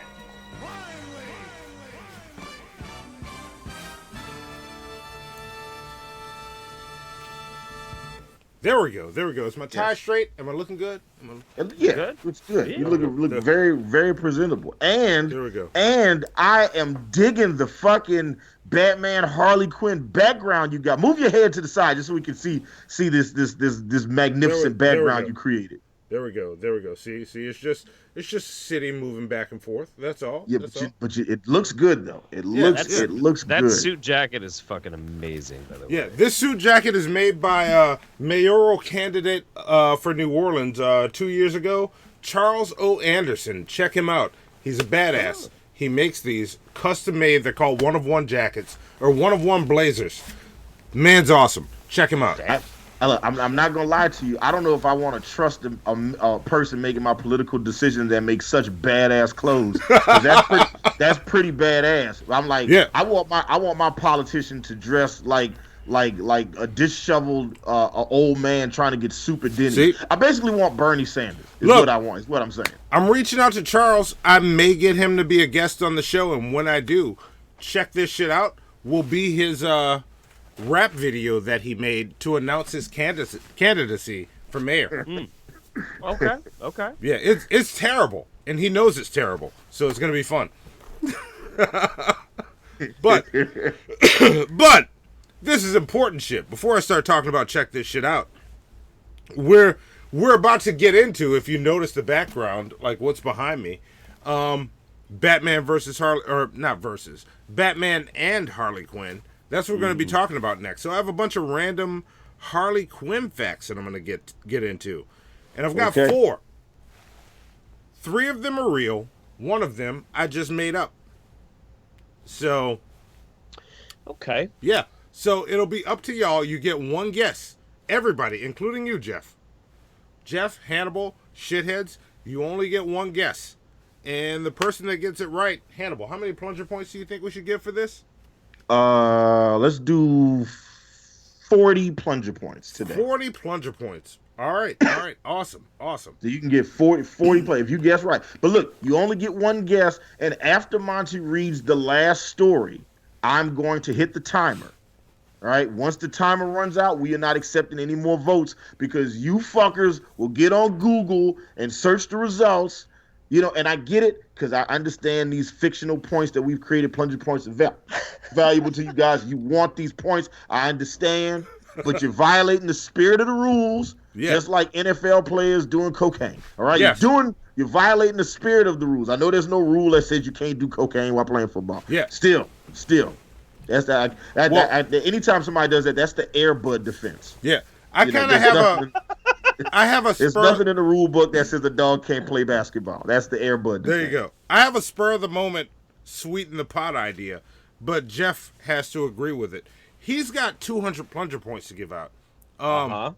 Would you be willing to wager? Oh, wait, you're right there. Would you be willing to wager some of those plunger points for people to also guess, to sweeten the pot, to guess whether you got it right or wrong? Because he's not going to be Googling it. Yeah. Okay. All right. So basically, like, at a specific point, like when you direct me, I'll say what I think, and then the shitheads can vote. Hey, thanks. Then the shitheads can then vote whether or not I got it right or not. Okay. Yeah. Why don't we and go... you only get 1 guess with it, with both of them. You get to guess on both, so you have 2 chances now. And Jeff is about to pick a number. How many of your plunger points are you going to give to the first shithead to guess? Like, so it's going to be for the first shithead to guess whether it was right or wrong. Yeah. Let's go. Well, I've got 200 to spend. Let's go 100. Let's go big. All right. We're going to watch this shit hard. Sweet. Yes. Oh, man. This is going to be a good one. All right. So remember, Monty's going to read you guys 4 stories about 4 Harley Quinn facts. 3 of these things are real. 1 of these things is fake. If you can guess the fake, you only get 1 guess. But if you can guess which one is fake, then you win 40 plunger points. And if the first person that can guess accurately if Jeff... they're guessing if Jeff got it right or wrong? Yeah. If Jeff is going to guess right or wrong. The person that can guess if Jeff Holiday gets it right or wrong, they get plunger points. Okay, all right. I got it. Yeah. All right. Okay, I'm ready. I'm 100 plunger points. Somebody coming up today. You niggas need to watch Mike, all right? That motherfucker. No, you need to watch Dildor the Penetrator. Like, he has been creeping up. Mike too. Yeah. Mike's trying to claim his spot, but make sure if you're watching, make sure you make sure that it says live with the red button, and if it don't, click on that shit right fucking now. You got to make sure you are caught the fuck up. Yes. Refresh your browser. We give you guys a couple seconds. Refresh your browser. You know what I'm saying? Make sure your shit's on live chat, not top chat. Okay. Yeah. All right. Here we go. All right. So I'm gonna go with the first one. Oh, I'm in the wrong thing. All right. Look. Someone already says 3 is fake. Jeff is right. Not yet. Someone. Not yet. I'm not. We're not counting that yet. We're not counting. Not yet. I answer last. Or something. Jeff answers last. No. So, all right. So we're gonna go.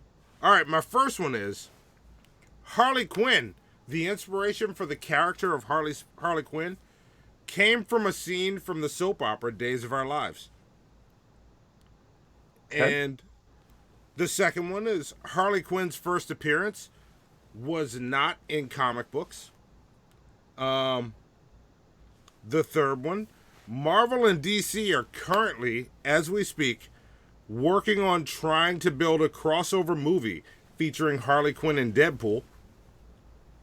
Harley's hyenas are named Bud and Lou, inspired by Abbott and Costello. Those are our 4 Harley Quinn facts. One is not a fact. I'm starting the timer now. Yeah. Okay, there we go. So you guys get 30 seconds to guess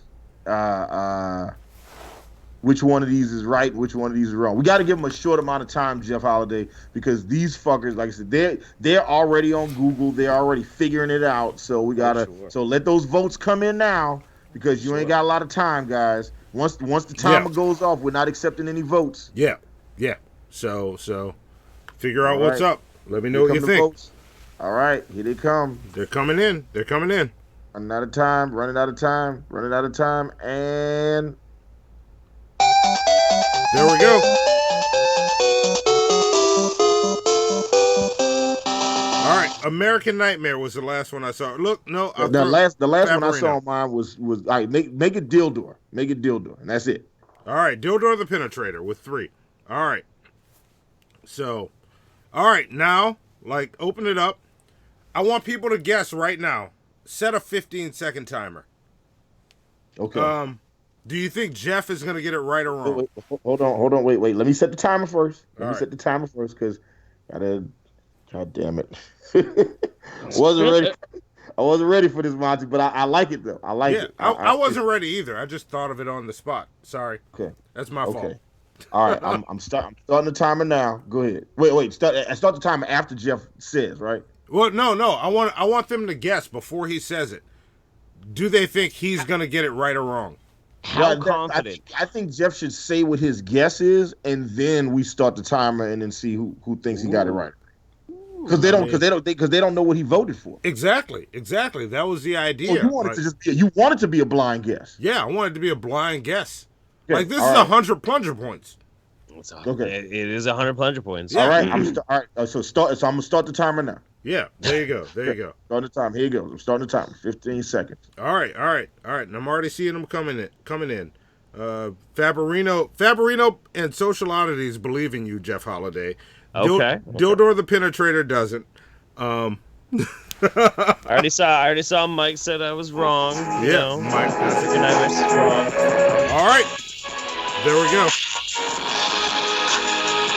Okay. There we go. All right. So let's see. Get to see if people are really confident or not. It doesn't seem like people are very confident or not whether or not I know Harley Quinn. Yeah. So we'll see. And we're gonna save you for last. Hannibal, which one do you think is fake?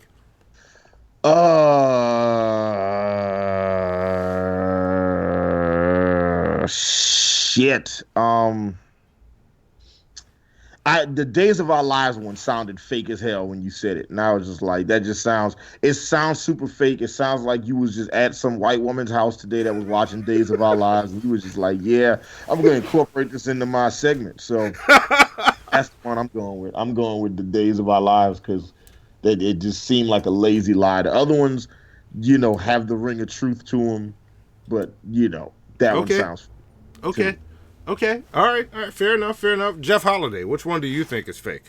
Easy. Number 3. Number 3 is fake as fuck, dude. You fake think? As fuck. You think number 3 is fake? All right. There's no way Warner Brothers and fucking Disney are going to fucking mutually exchange fucking bodily fluids to make a Deadpool Harley Quinn happen. They did it before. They did the Marvel DC comic crossover. That was some of the best. Oh yeah, that last one they ever. did. That last one they did where fucking Storm fucking just kills fucking Wonder Woman, and she's like, "Look, I'm sorry, sister, I love you, but I got to save my universe." And she struck that bitch with all the lightning. Yeah. It's all right. It's pretty good. It's a good book. It's a fucking. Aquaman fucking smashed Namor and shit. It was hilarious. Okay, all right, let's do it. Let's get to it. All right, well let's show what we got. Zoe, why don't you pull up the first story to show them which one? What's the first real one? Show us the first real one. Yeah. Bud and Lou, named after Abbott. I know this is Wikipedia. I don't always trust Wikipedia, but this is actually fact. Okay. Her hyenas are named Bud and Lou. after Bud Abbott and Lou Costello. Oh, that was shit. the inspiration. Okay, Yes. right. That and see now, it definitely sounds true as fuck. But like Yes. at the time, it was just like I wasn't sure. Okay, Yes. all right. Bud and Lou. And the next two that I'm going to reveal as real or fake are I actually have video for it. So let's show some video. What's the next one, Zoe? And like It is to laugh, huh, Mr. J? Pause that. That was Harley Quinn's first appearance because Warner Brothers will block us worldwide if that plays longer. Yep. Oh yeah. Oh yeah.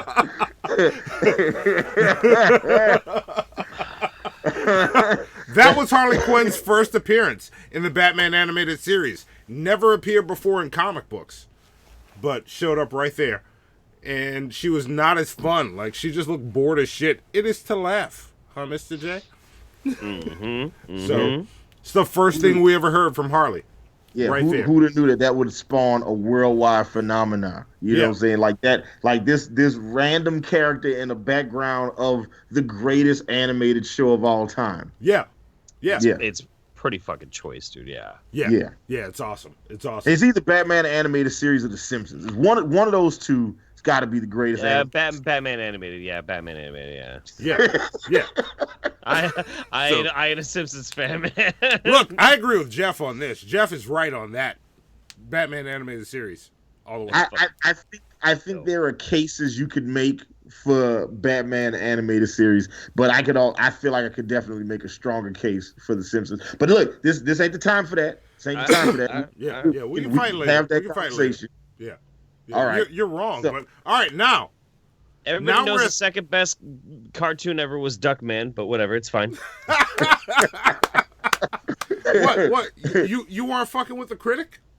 I'm just saying. Look, the critic is transformative. It's transformative. It's brilliant. All right.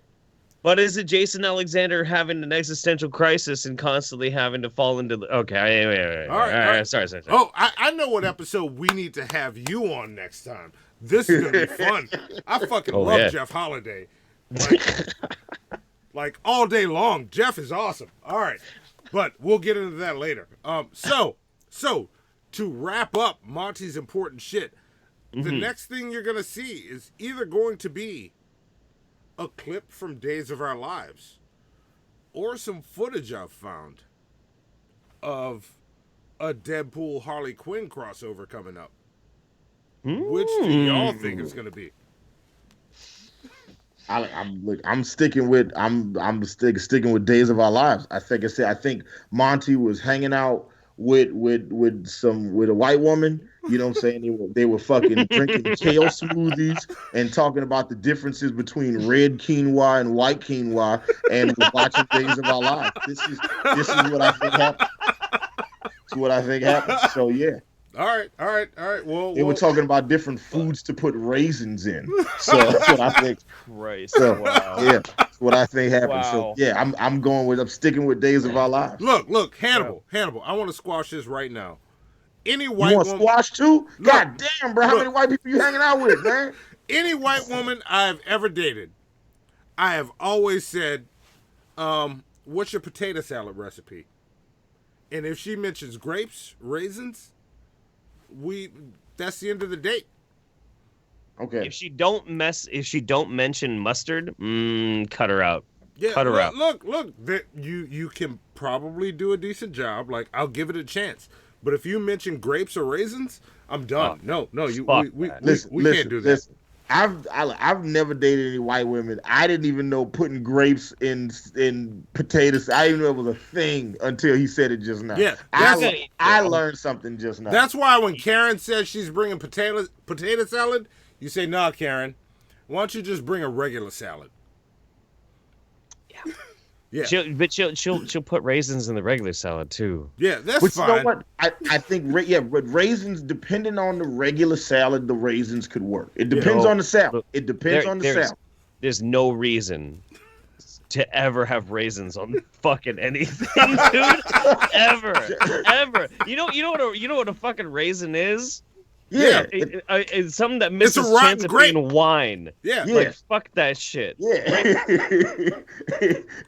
it failed at wine, so it had to go be in cereal. Yeah. So No, it failed. No. shit. First, It's it failed at disgusting. being a grape, and then the drill sergeant said, "Son, you're not good enough to be wine. Get in the Raisin Bran." Yeah. Like I don't like. I mean, I don't like to be reminded of my own mortality. I don't like to think about old people. All right. And when I look at raisins, that's what I think about. I think about my food died of old age and now I'm eating it. No, that's fucking disgusting. That's foul as fuck. Who the fuck? What a sick son of a bitch does that? Yeah, Ew. that's great. It's like it's full of nutrients. You're putting it out of its misery. It pushes everything out faster. It's great. It's fucking. I fucking love some raisins, man. Like, look, I used to love those California raisins commercials where they would sing "I heard it through the grapevine." That wasn't as hilarious to me then as it is to me now as an adult man. You know what I'm saying? But anyway, all right, let's get to it. Let's go ahead and show everybody that I'm right. Here's our next clip. Play it, Zoe. Full screen. I'm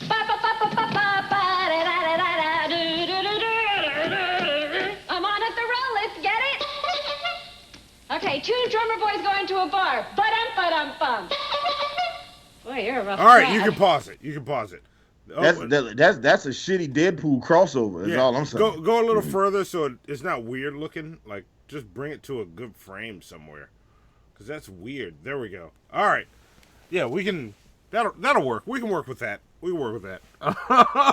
But no, that was, what is it? Arlene Sorkin, and I think she actually voiced Harley Quinn on a couple episodes of Batman the Animated Series. I think it was wild. Yeah, I think Paul Dini was the guy that saw her on Days of Our Lives from this dream sequence and came up with the idea for Harley Quinn. Like, look at what she's wearing. That's pretty amazing. That's pretty clear to me, man. Like yeah.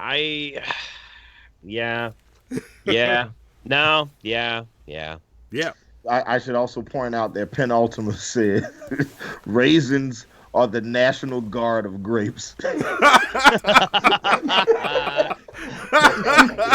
That's fucking great. Get your plunger points, Penultima.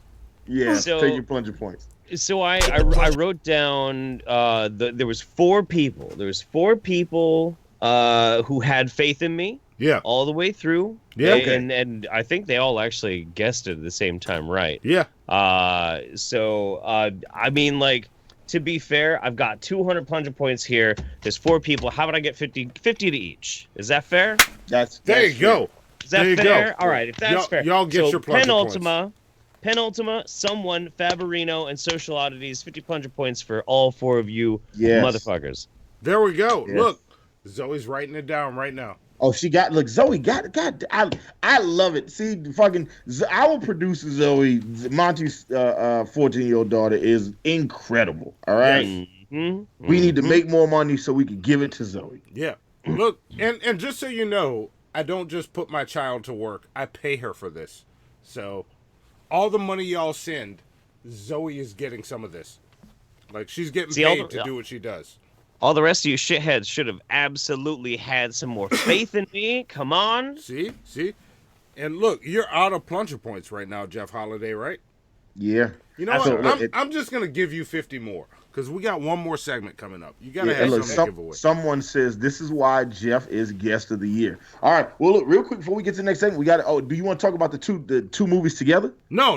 Let's talk about one movie right now. Let's talk about the what was it? Batman and Harley Quinn. That's the next one, right? Yeah. Yes. Yeah. Batman and Harley Quinn. Let's talk about that. Like MGK says, let's talk about it. Okay, who went last time? Did Jeff? Is my turn? Okay. This. All right. So this movie is entertaining to watch. It's fun. There are some scenes in it where like Harley Quinn really gets like it's very like it's very slapsticky moments, and I think this movie got created right around the time or right after Adam West died. So a chunk of this movie is a bit of an homage to the 1960s Batman. So that's why Kevin Conroy plays the character the way he does in that more kind of slapsticky, like kind of holy rusted metal Batman, like that kind of thing. That's why they did that, was because Adam West had just died, and this was them kind of paying homage to him in this movie. So I don't know if they were already going to go in that direction or if they pushed the movie more in that direction because he passed. I didn't even know he died. Yeah, really? Died a couple years ago. Died in 2017. Wow. Yeah. Aww. Yeah. R.I.P. and Adam West pepperonis. Yeah. So look, the movie is fun. There's a lot of funny parts in it. That work. I think look, it's a very good animated movie. But as far as the DC animated films go that I've seen some films that are great to exceptional. Like there's some DC animated films that are sitting at the top of our ultimate comic book movie list, like The Dark Knight Returns Part 1 and 2 as one film sits way up high on our list. Suicide Squad Hell to Pay is sitting super high up on our list. And then there's still other movies we haven't gotten to, like Justice League Flashpoint Paradox and Gods and Monsters. Like there's some very, very good movies. That being said, this isn't a bad movie. Yeah. But as far as the DC animated films go, this is probably the lower tier of those movies. And this movie kind of I think this movie suffers from a bit of identity crisis, because sometimes it's serious and it's kind of made like it's for adults, and then sometimes it's kind of slapstick like a Saturday morning cartoon, and it doesn't quite know who it's supposed to be for.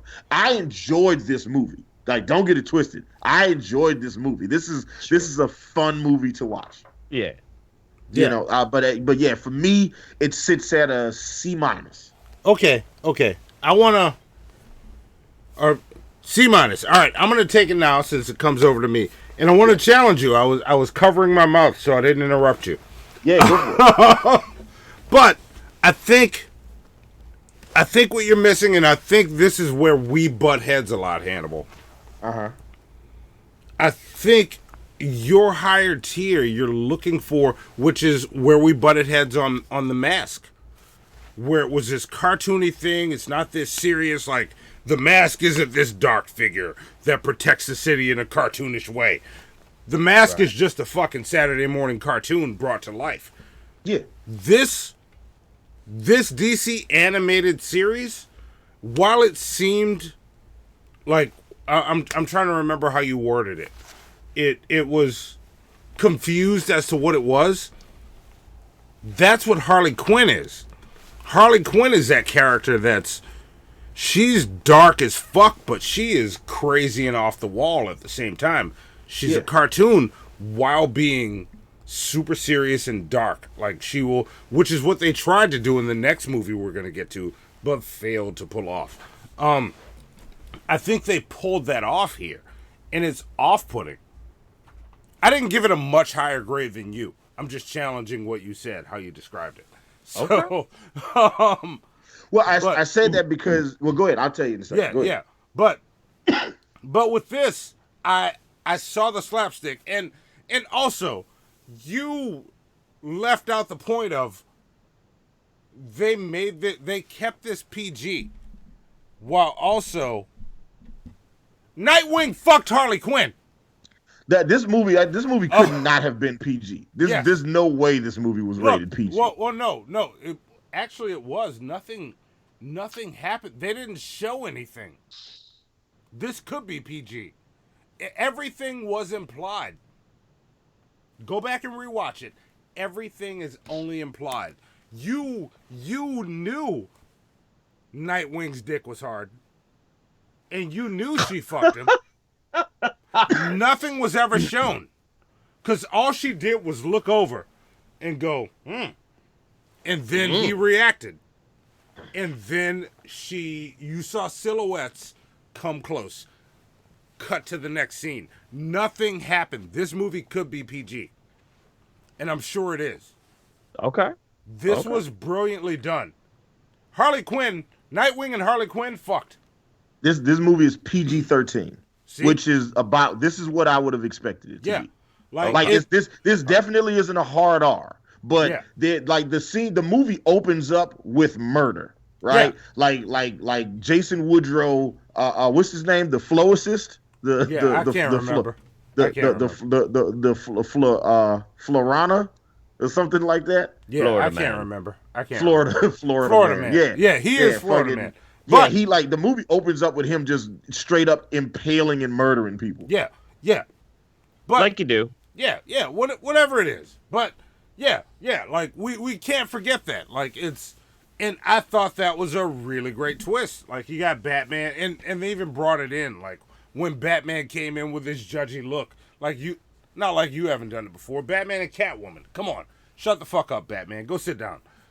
Right.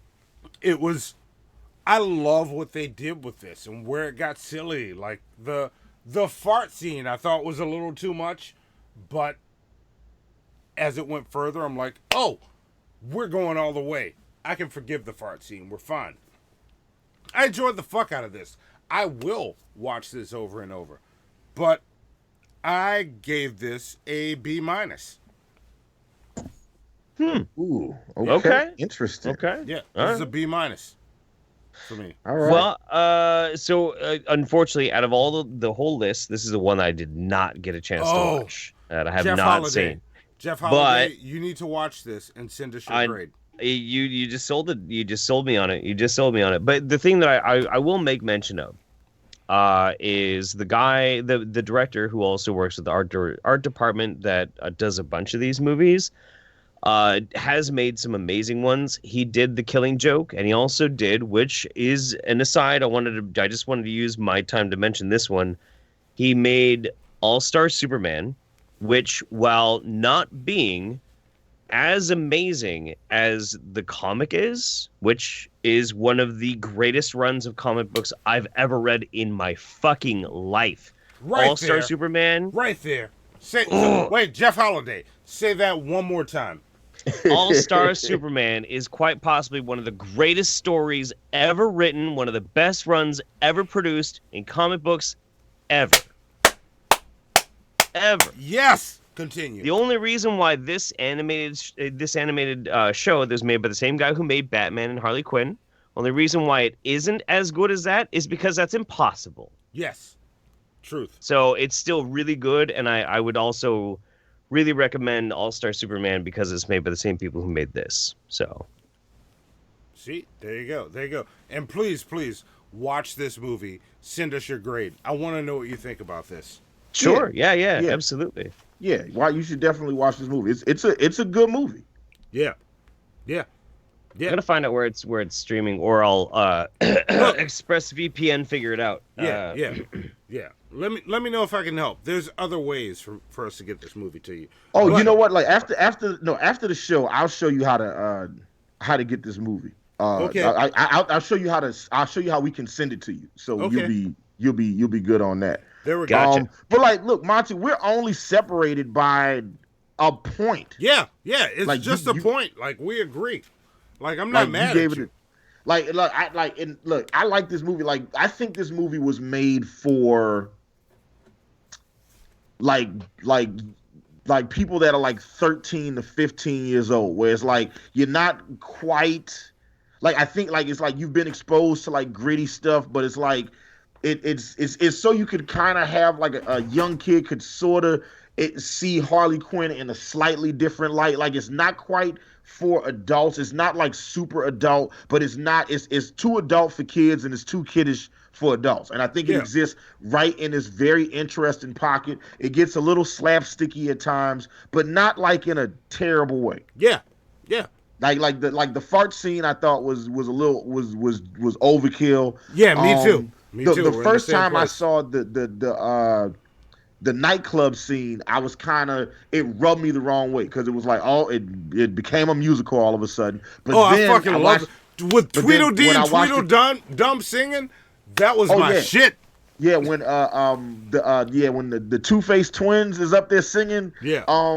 The fucking duet or whatever. That shit is hilarious. Like when I watched it the second time, That shit is fucking hilarious. And the scene where Batman is calling the Justice League for potential backup on this situation, and Booster Gold is like, man, everybody's busy, but we can send this person, and Robin is sending like the signals, like, nah, don't send him. You know what I'm saying?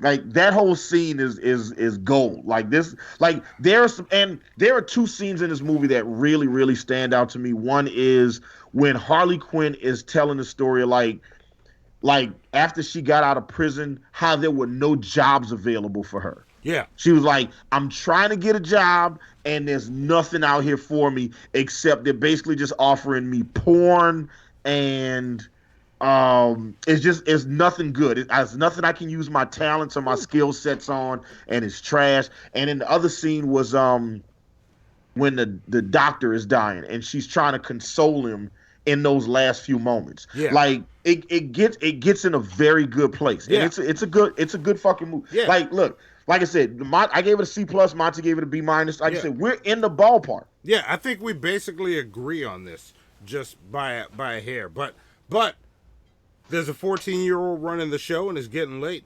Let's go to the next segment. Since we got our grades in, check this shit out. Yes, check this shit out. Here we go. Get ready for it. Not this Mag is this the time. dumbest shit in the world, people.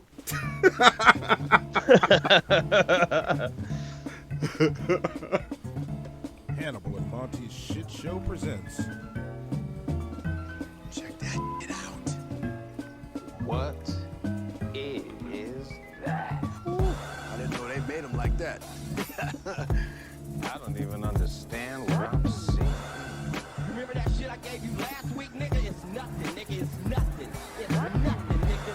Nigga, it's nothing. This shit right here, nigga. This shit right here, nigga. Right here, this shit, nigga.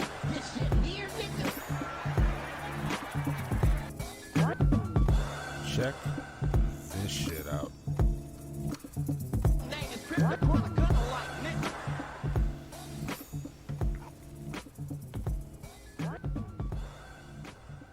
Fucking intro. Oh, it gets better. Wait till you see the actual thing. Okay, guys. So in this episode, we're doing Margot Robbie, and Here we for go. sure this is definitely a guy. You can tell by the eyebrow bones and the jaws. Transvestigation. I'm definitely Yes. okay. So here she is on Vogue magazine, like obviously another tranny magazine. All of them are trannies. I mean, you can put a next color. Obviously. Yeah, of course. There's also another man. Look at the jaw, the eyebrow bones. That is a picture of him. That is essentially what you would see on a male skull. You can have the picture up here later. But that is definitely a guy. Hollywood is just rolling out trannies. And you can see they have absolutely very similar features. Speak up, nigga. I can't hear you. I know. I tried to turn them up as loud as I could. Have nose jobs. And there's a big man lips on her. He's talking about the nose. Wait. Oh. So I mean, we're looking at essentially tranny infestation in Hollywood. Tranny infestation. And I mean, Tranny if you look at the infestation in picture, Hollywood. She does look quite manly in this picture. Not quite manly. And if we're looking at the hips, that is definitely manly hips. The women's hips tend to stick out a bit because, you know, when they're having children, essentially. How many dudes has this guy seen naked? I know. Giveaway. So once again, guys, look at the lips here. This is definitely manly lips. The lips of Angelina Jolie. It's absolutely terrible. But Lips. if we look at the hip bones. Here we go. Those hip Facts. bones of Margot Robbie's match the male diagram. That is a man for sure. See these triangles I drew in Mario Paint? It shows that it's a man. The Spice Girls, the Beatles, all Illuminati trannies. It's Right all there. True, and we're gonna expose them all one by one. One by one. Don't forget to subscribe to my channel, guys, and I'll see you later. Yeah. So if this dude gets better audio, he might appear on our channel as much as Mag does. Now wait, Fucking love transvestigators. They're so fucking funny. I didn't know that there was a name for those transvestigators. That's It's a whole genre, dude. It's so fucking crazy. Yes. Yes. Oh my god. So, like, how shocked are y'all that Harley Quinn is actually a man? Do y'all believe it? It don't make a difference to me, man. I smashed Margot Robbie. I don't give a fuck. Holy shit. So who is? Wait. So are they all Margot Robbie? No. I think these are all different people, or are they? Are they? I don't know. Wait, no, that might be all her.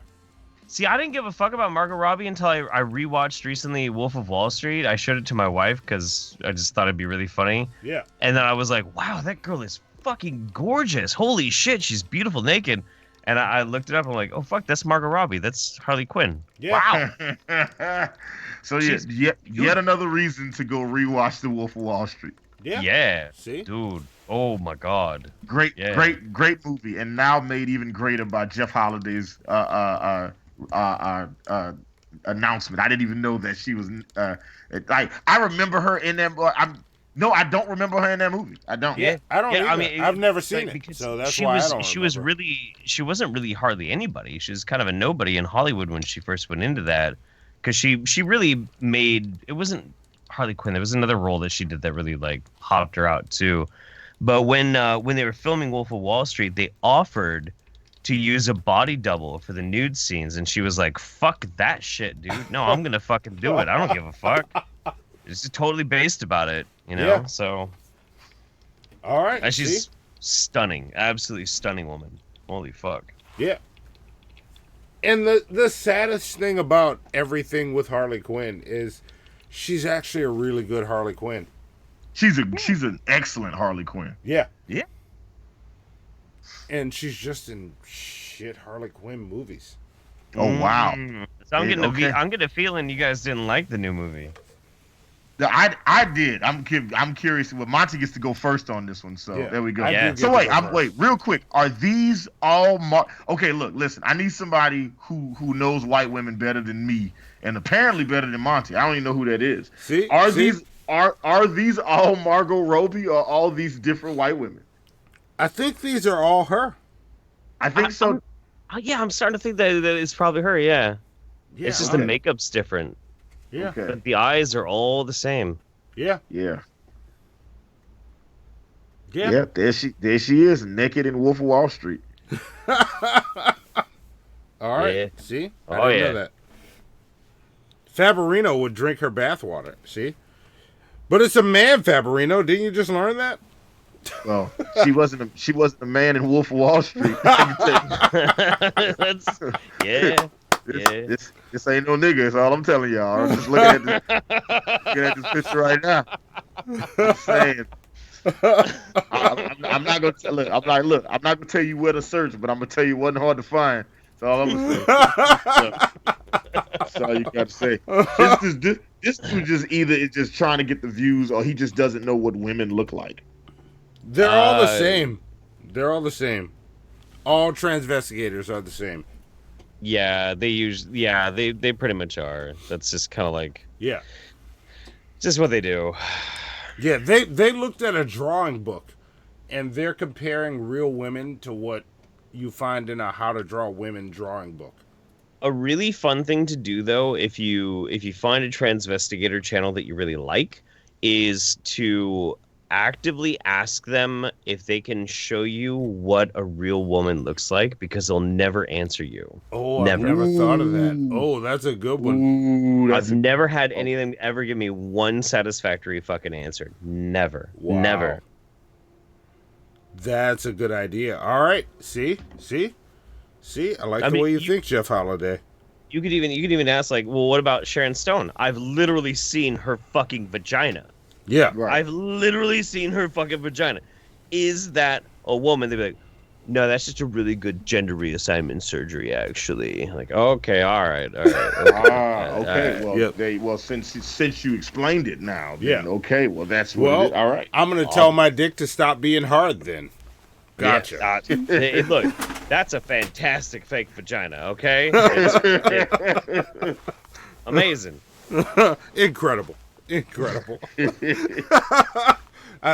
that what he means by children of the lie? I don't know. I was just gonna point out that if you were wondering, when when we got to be on DP with Jesse Lee Peterson, if you go back and rewatch it, every time Jesse Lee Peterson said, amazing, I would just, incredible. Every time. Yeah, every single time. I do remember that. Yeah. Every time. Every time. So now we just do it all the time. Yes. All the fucking time. And I did it to see if anybody would notice. Too good, man. Too good.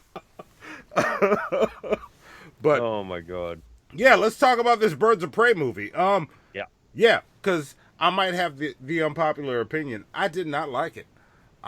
Really? Yeah, I did not like it. I was not a fan. I felt like it. We almost got there. I think it was better than Suicide Squad. That's not hard. I don't think it was good enough. I enjoyed the fuck out of Harley. Like I said earlier, I enjoyed Harley. She's a great Harley. Everybody else didn't work for me. And was that Ramona Flowers as Huntress? I caught that. That was Ramona Flowers, and I had to wait until the end credits to see her name to know that was her. But nothing seemed to really fit like this. To me, this wasn't Birds of Prey. This was just a Harley Quinn movie. That wasn't the best thing you could do with a Harley Quinn movie. I found myself wondering, all right, when's the Birds of Prey part coming? Because I don't understand where we're going. We're waiting for a little girl to shit out a diamond, and the Black Mask is never the Black Mask. And at a certain point, I was feeling like, oh, we're doing that shit in comics, where we pretend that this is a character from a comic, because he just has the name, but he's never going to do it. And then at the very end, he's like, oh, now I'm super butthurt and whiny. I'm going to put a black mask on and look like the character for one shot. I'm like, none of this worked for me. It all seemed like they tried too hard rather than just take Harley and make a good Harley movie. You have the parts there. They could have done it.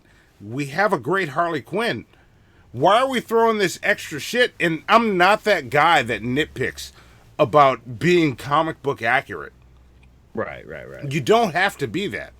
If Ewan McGregor could have been Black Mask without a mask, I would have been fine with it. He was a whiny brat throughout the entire movie that I didn't give a shit about. But they kept calling him the Black Mask. And I'm like, all right, where's the Black Mask? One time I see the Black Mask, get the fuck out of my face with that. This is dumb. This is pointless. And then all the shit that they gave me, nothing worked. This movie didn't work for me. I don't like Birds of Prey. At all. Well, what's your grade, Monty? My grade for Birds of Prey is C-. Oh, okay. That's not as bad as I thought it was about to be. No, it's not D or F. I just didn't like it. Like it's better than how it sounds like than what's coming out of my mouth. But I'm not watching it again. I'm done with it. Okay. Like, if I'm being objective, it's a C-. I just don't like it. So. Yeah, okay. Jeff Holiday, what say you, sir? I'm very curious now. Okay. This is interesting. Well, so this is a very interesting movie because I went into it with very much no expectations. Like most of the people who are like, I really don't like it, I don't think they actually saw it. Like, not you know who I'm talking about though. Yeah, I know what you mean. Yeah. Right, Twitter people who are like, it's gonna be terrible. Yeah, I don't want to. I'm just gonna fucking go into it and be like totally neutral. I was actually rather impressed compared to what I thought it possibly could be. Yeah. I was expecting, like most people, to see something that was diaper diarrhea, like Suicide Squad was. Yeah. Which is a horrendously, hideously nasty, bad movie. Oh, that was a train wreck. Which oddly enough, this might be kind of a hot take. I actually really like Jared Leto as Joker. Look, I'm with you on that, Jeff. I liked it. Yeah, I liked it. It was different, you know. I mean, I'm he's actually not with like you on that. is definitely not even like near my favorite of Jokers. I will stand but I thought next it was to you. interesting. I'll stand next to you on that one. He's not the he's probably he's the worst Joker, but he's not a bad Joker. But it's not a bad Joker. It was an interesting take. Yes. Yeah. Right. It's an interesting take on it, and I was down for watching. I didn't mind Yeah. it. So with that in mind, I thought that it was going to be shit. I don't feel like it was shit at all. It reminded me a lot of circa 2016 to 2018 Harley Quinn solo issues. Yeah. Specifically her talking to like her stuffed beaver, blah blah blah. Yeah. You know, trying to figure out like ways in which to be a roller derby girl, and she's staying on her own and doing this and doing that. So for that part, the aspects of it being a Harley Quinn focused story, I thought was good. Yeah. It's good. Yeah. I agree with you. The Birds of Prey thing felt a little weird and kind of oddly tacked on. Yeah. But there are certain things that are really, really good positive strengths in this movie. Number one, it's stylistic above anything else, regardless. It's so stylistic, it's fun. A lot like Crank High Voltage, those types of movies. Yeah. Style. Overdose of style. Just bah, bah, bah, bah. It's like, okay, it could suck and I'd be okay. Yeah. I wouldn't care because it's fun. But there are really good, strong aspects to it. Like, for instance, the fight choreography is fucking great. Yes, it is. All right. It's Fair enough. the fight choreography is really fucking good. I'll agree that the downsides are. I'll agree. It being a Birds of Prey movie makes no sense. Aside from Harley, like there was Black Canary was a good performance. She was a really good performance. Yes. And I like that Black Margot Canary is black. Can I add that? And she's fucking sexy. Yeah, Jesus that's a fucking great take Christ. on Black Canary. Like, oh, she's black. Yeah. All right. Whoever that actress is like. So that actress is she's the sister of a very famous French actor, Juicy Smoulier, who went to Chicago and said that he got attacked by Nigerians. Get the fuck out of here! Wow, that's his little sister. Yeah. Oh, wow. No. Oh. Yeah. Or maybe he's the younger brother. I'm not sure. But Jussie Smollett, that's his sister, Journey Smollett. Journey Smollett Bell. Oh, Jesus Christ. Now that's complicated. Well, she did a great job. She was gorgeous, and it was great. But aside from her and Harley, I really didn't feel very strongly about any of the other performances. My rating, it was good. I don't know if it was really good. I'm gonna go B- on it. I would watch it again.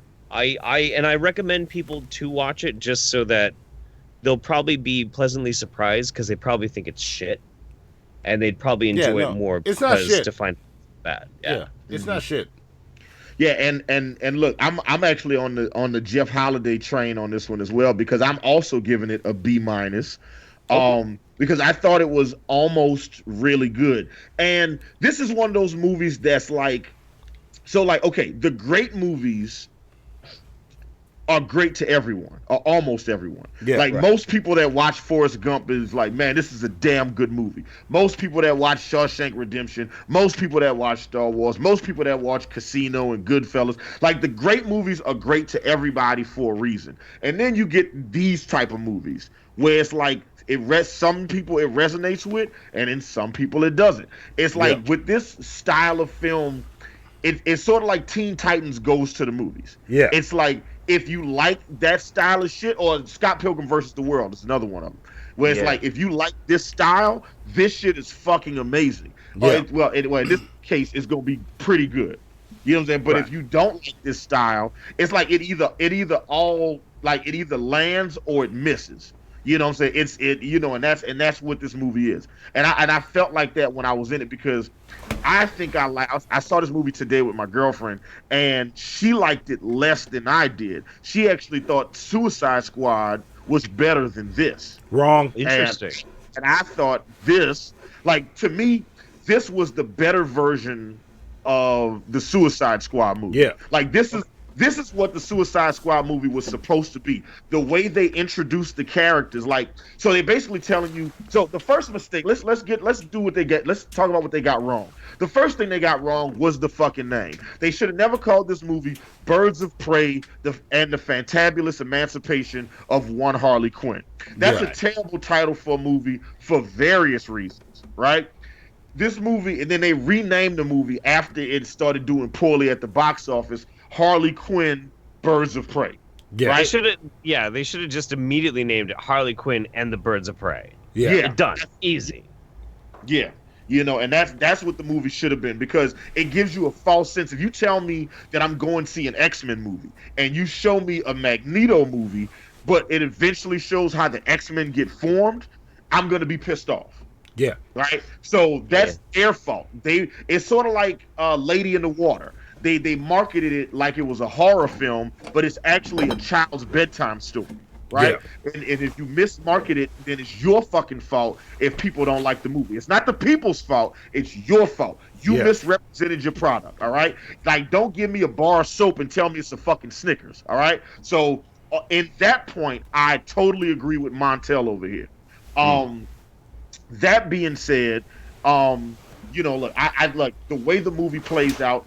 It's like they're like Harley Quinn's telling the story of after her and the Joker break up, and she's trying to find herself in Gotham. And the way they explain each of the characters in the Birds of Prey, the way they explain Rosie Perez's character, the way they explain Scott Pilgrim's girlfriend's character, the way they describe the Bird of Prey, it's like they'll give you like a little bit of a they'll tell you a story, and then they'll go back and then tell you why that character's story is relevant to what you're watching in real time. Some of them, they give you a backstory on those characters' biographies. Some of them, they just tell you how that person fits into the story that you're currently watching in this moment. But that's the way they should have introduced the characters in Suicide Squad, with characters that people gave a damn about. Yeah. As opposed to doing it with fucking Huntress, who nobody cares about. You know what I'm saying? No, whoa, back up. I give a shit about Huntress. Huntress is one of my favorite characters. Okay,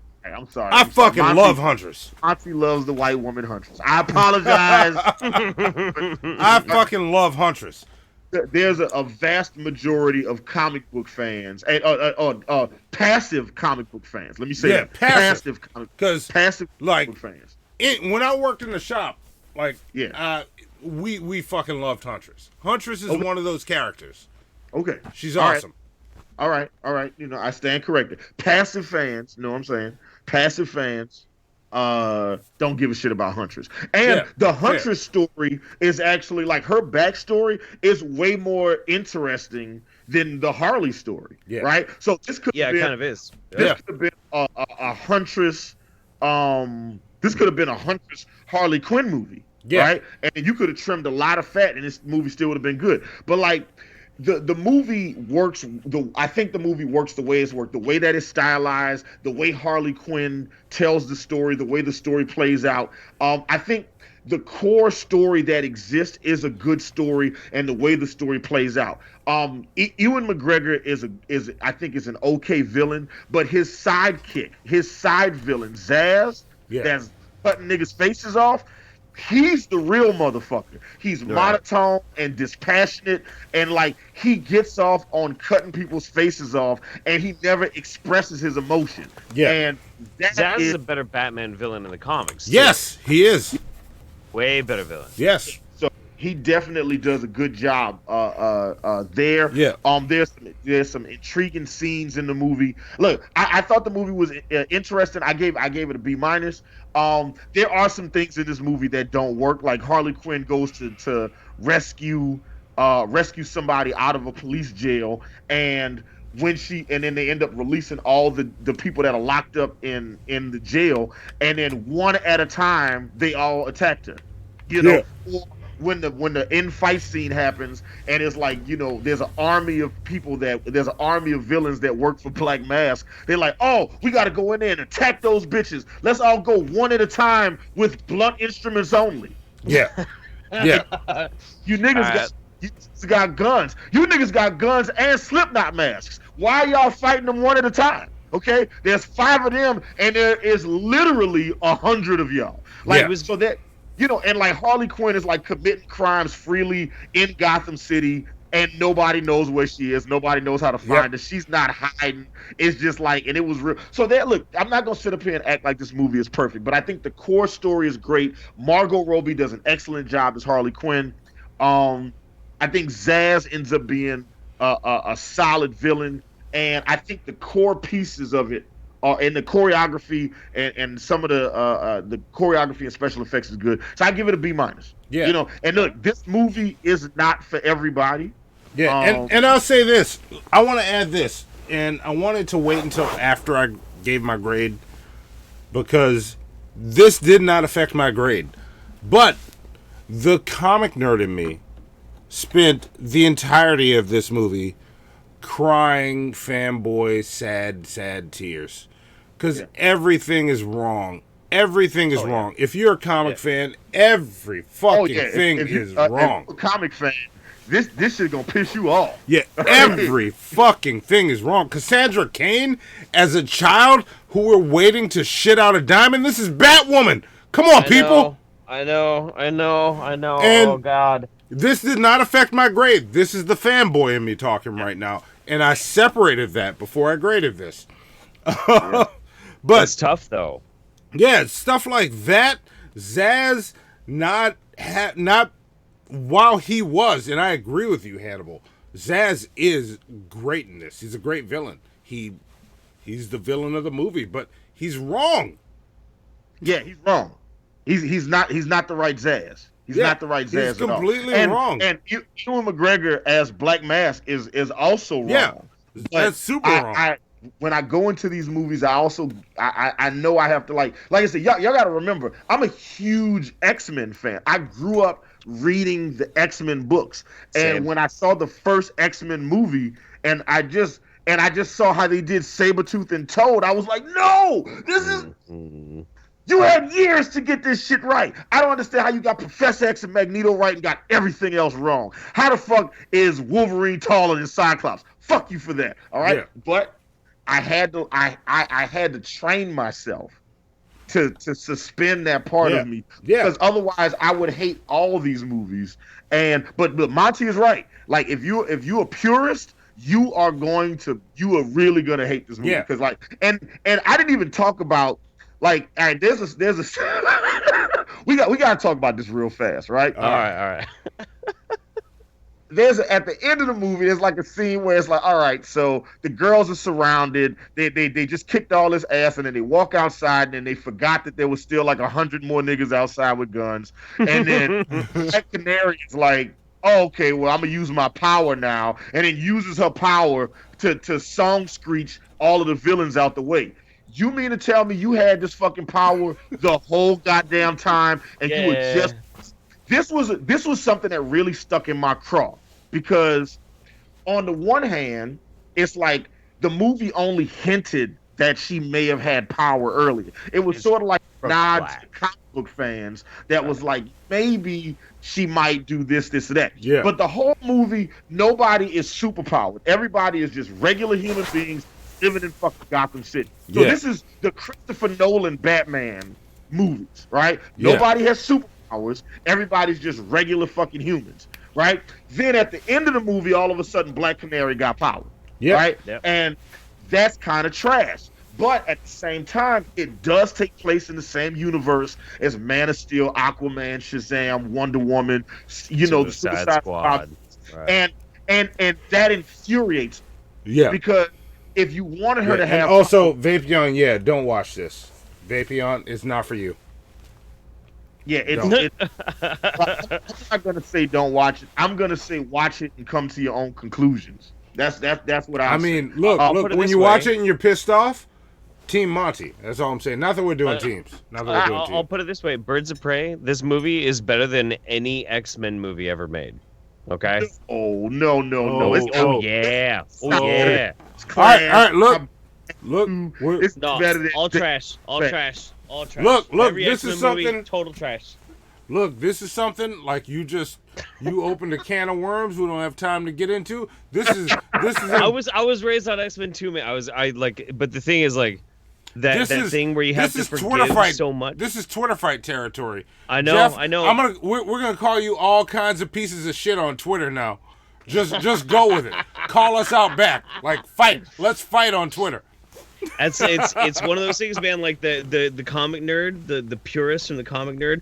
I can't forgive it for X-Men movies, but I can forgive it for everything else. So because of that, like, I mean, just saying, dude. Just saying. Yeah. Look, Queen D88 says I'm a big comic reader, so I don't really want to watch it. Yeah, look, if you a comic enthusiast, then this movie is gonna be hard to watch. Yeah. You know, and then the other thing is that the movie tries to be Deadpool more than it needs to. Like this movie could have had its own DNA, its own thumbprint, and it was like DC and Warner Brothers was like, "No, man, let's have Harley talk directly to the screen," and it's like you don't gotta do all that. Yes. But yeah, I'm standing by my B- right now. And keep in mind, I just saw the movie today. This is my first impression grade of it. So if I see it again, I'd be curious to see if I feel different. All right, fair enough. Fair enough. Well, there we go. We have finished 5 more movies for the Ultimate Comic Book Movie list. Yeah. So you know, Monty, that officially puts us at 100 movies that we've watched. So from January last year to February this year, Monty and I have watched and reviewed 100 comic book films. Nice. Oh yeah, perfect. Well done. Our goal is to watch them all. Yeah, them all. Yes. Have you guys? I forgot. Have you guys done like the very first Captain America movie? Not yet. Not yet. Yeah, there's 2 of the original. The one that came out in like the 80s and the one that came out in the 90s. We haven't gotten to those yet. Those are piles of shit. They're great. Yeah. We gotta get to those, and they're coming. They're on the list, and I have them already. We just haven't gotten to them to watch yet. So, I have a hard drive full of just comic book movies. There's nothing else on the hard drive, just comic book movies. Yeah, that's sick. And it's got all kinds. I got Ghost World. I got American Splendor. I got fucking a bunch of those Sabrina the Teenage Witch movies, which apparently comes from a comic. Yeah, so, it does. We're gonna do them all. Yeah, we're gonna do them all. Everything. But you know, let me go ahead and do this now. Thank you to everybody that watched Hannibal and Monty Shit Show tonight. We're so glad that you guys tuned in and watched us talk about and break down all these fucking comic book movies. I want to give special shout outs to Fabarino and his best friend Noel for watching the show for the first time. Thank you to Kilo, Penultima, Who's Your Buddy, Fabarino, Mr. Tight, Mistaken Reaper, Alan Reyes, Mitch Guns for becoming a subscriber, Steve McCrae's manager who threatened to flag our episode earlier. Thank you to Mike. Thank you to Queen D88. Thank you to Hypothesis. Thank you to Thrift Store Dan. Dildo the Penetrator. I haven't seen the Batman, but I'm going to shout you out anyway because I know you around here. Thank you. And Lance Uppercut, as usual. Shout out Lance Uppercut. He won't be here, but yes, thank you, Lance. Lance Uppercut never watches the show live, always watches it on post, and always comments on in the comment section afterwards. I stole Thank you. $3,000. See, I see what y'all are doing. I got you. We got hold on. What else? Nick L. Thank you very much. Kilo. Thank you very much. Oh shit! And look, everybody, if someone, obviously, thank you very much. Thank you guys for tuning in. Dumb and Dunmer, thank you very much for watching the show. We fucking love you guys. These conversations that we have, these are just me and Monty's regular conversations, and we just get a chance to just share these conversations with you guys. Thank you very much for Jeff Holiday, the Shit Show Guest of the Year. And before I give you the floor so you can address the people with whatever you got going on, I want to go ahead and say Hypothesis sent some money and says Archie used to make Sonic the Hedgehog comics and IDW does now, so does that mean the Sonic movie is technically a comic book movie? I'm glad you asked that question. So Monty, being the resident comic enthusiast, he decided, and I agree with this decision, that in order for it to be a comic book movie, it had to originate from the comics first. So it couldn't go cartoon to comic. It had to go comic to cartoon. Yep. Right. That's how it fair. has to go. That's a good qualifier. Source material has to be a comic for it to be a comic book movie. Yeah. Right. What if it's like a, I guess like a book into a comic book? If Maybe the comic came before the movie, we can count it as a comic movie. Okay.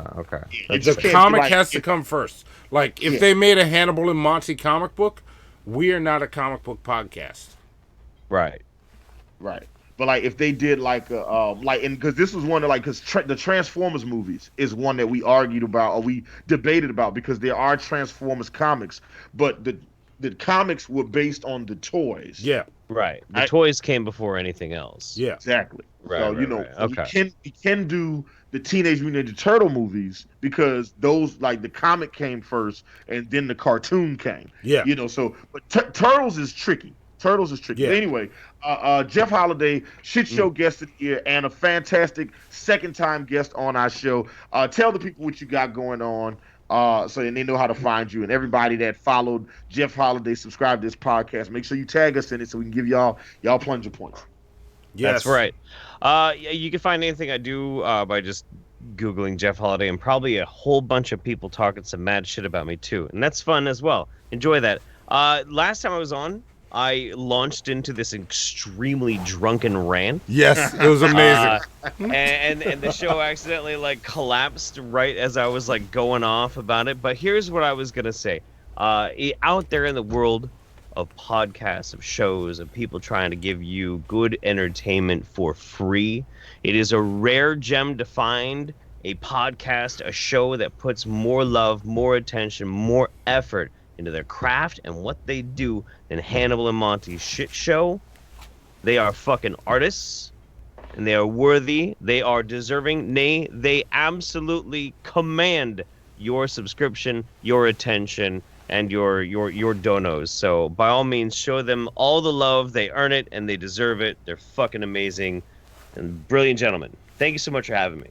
Thank you for being on. And the mighty Golgothan let you finish saying what you were saying.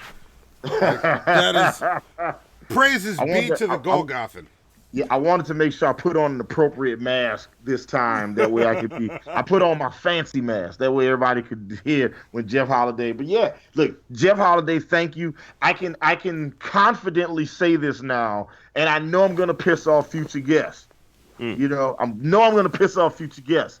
But there's a reason that Jeff Holiday was Shit Show Guest of the Year. Yeah. And I feel like on this episode, Jeff Holiday validated his position. Yes. He deserved that award. All right? I also want to say this about him, like to co-sign with what you're saying, Hannibal. This motherfucker did not watch all the movies. But was in and on it. Yes. He was like on point, fucking great observations and shit. It was great. And I did run out last night to go watch Birds of Prey to make sure like I was caught up as much as I possibly could. You were fucking great, dude. Like that was not a slight. Look, I'm coming at you on Twitter about what was I mad about? I don't even remember. The X-Men. Birds of Prey. The X-Men. We're getting into Twitter fights, man. But just know I love you. Oh, I love you too. Yeah, we're gonna fight on Twitter, but I love you. That's cool. Absolutely. All right. I'm all over it. All right, awesome. But yeah, Hannibal, finish. Sorry, I didn't mean to cut you off. No. This was fantastic. I was like, cause me and Monty got into it before about like how Monty made the shit. He's so white. He made the shit show Golden Turtle Wars. He had this black ass show, and he got all of the top people. For shit show guest of the year was all white guys. I was like, come on, man, you couldn't get one black person in there, Monty. You know what I'm saying? I was like, you know what? And it's like, you know what, Monty? I was like, you set it up. You know what I'm saying? So that certain people was like, you had the fraudulent voter ID laws to disproportionately affect people of color so that they couldn't vote. But I can say today that Jeff Holiday definitely deserved to be shithead of the year. Like, and then I gotta show up looking like a fucking Hitler Youth. I'm sorry about that, guys. I'm so sorry. Yeah, see, you're just making it worse on me. Yeah.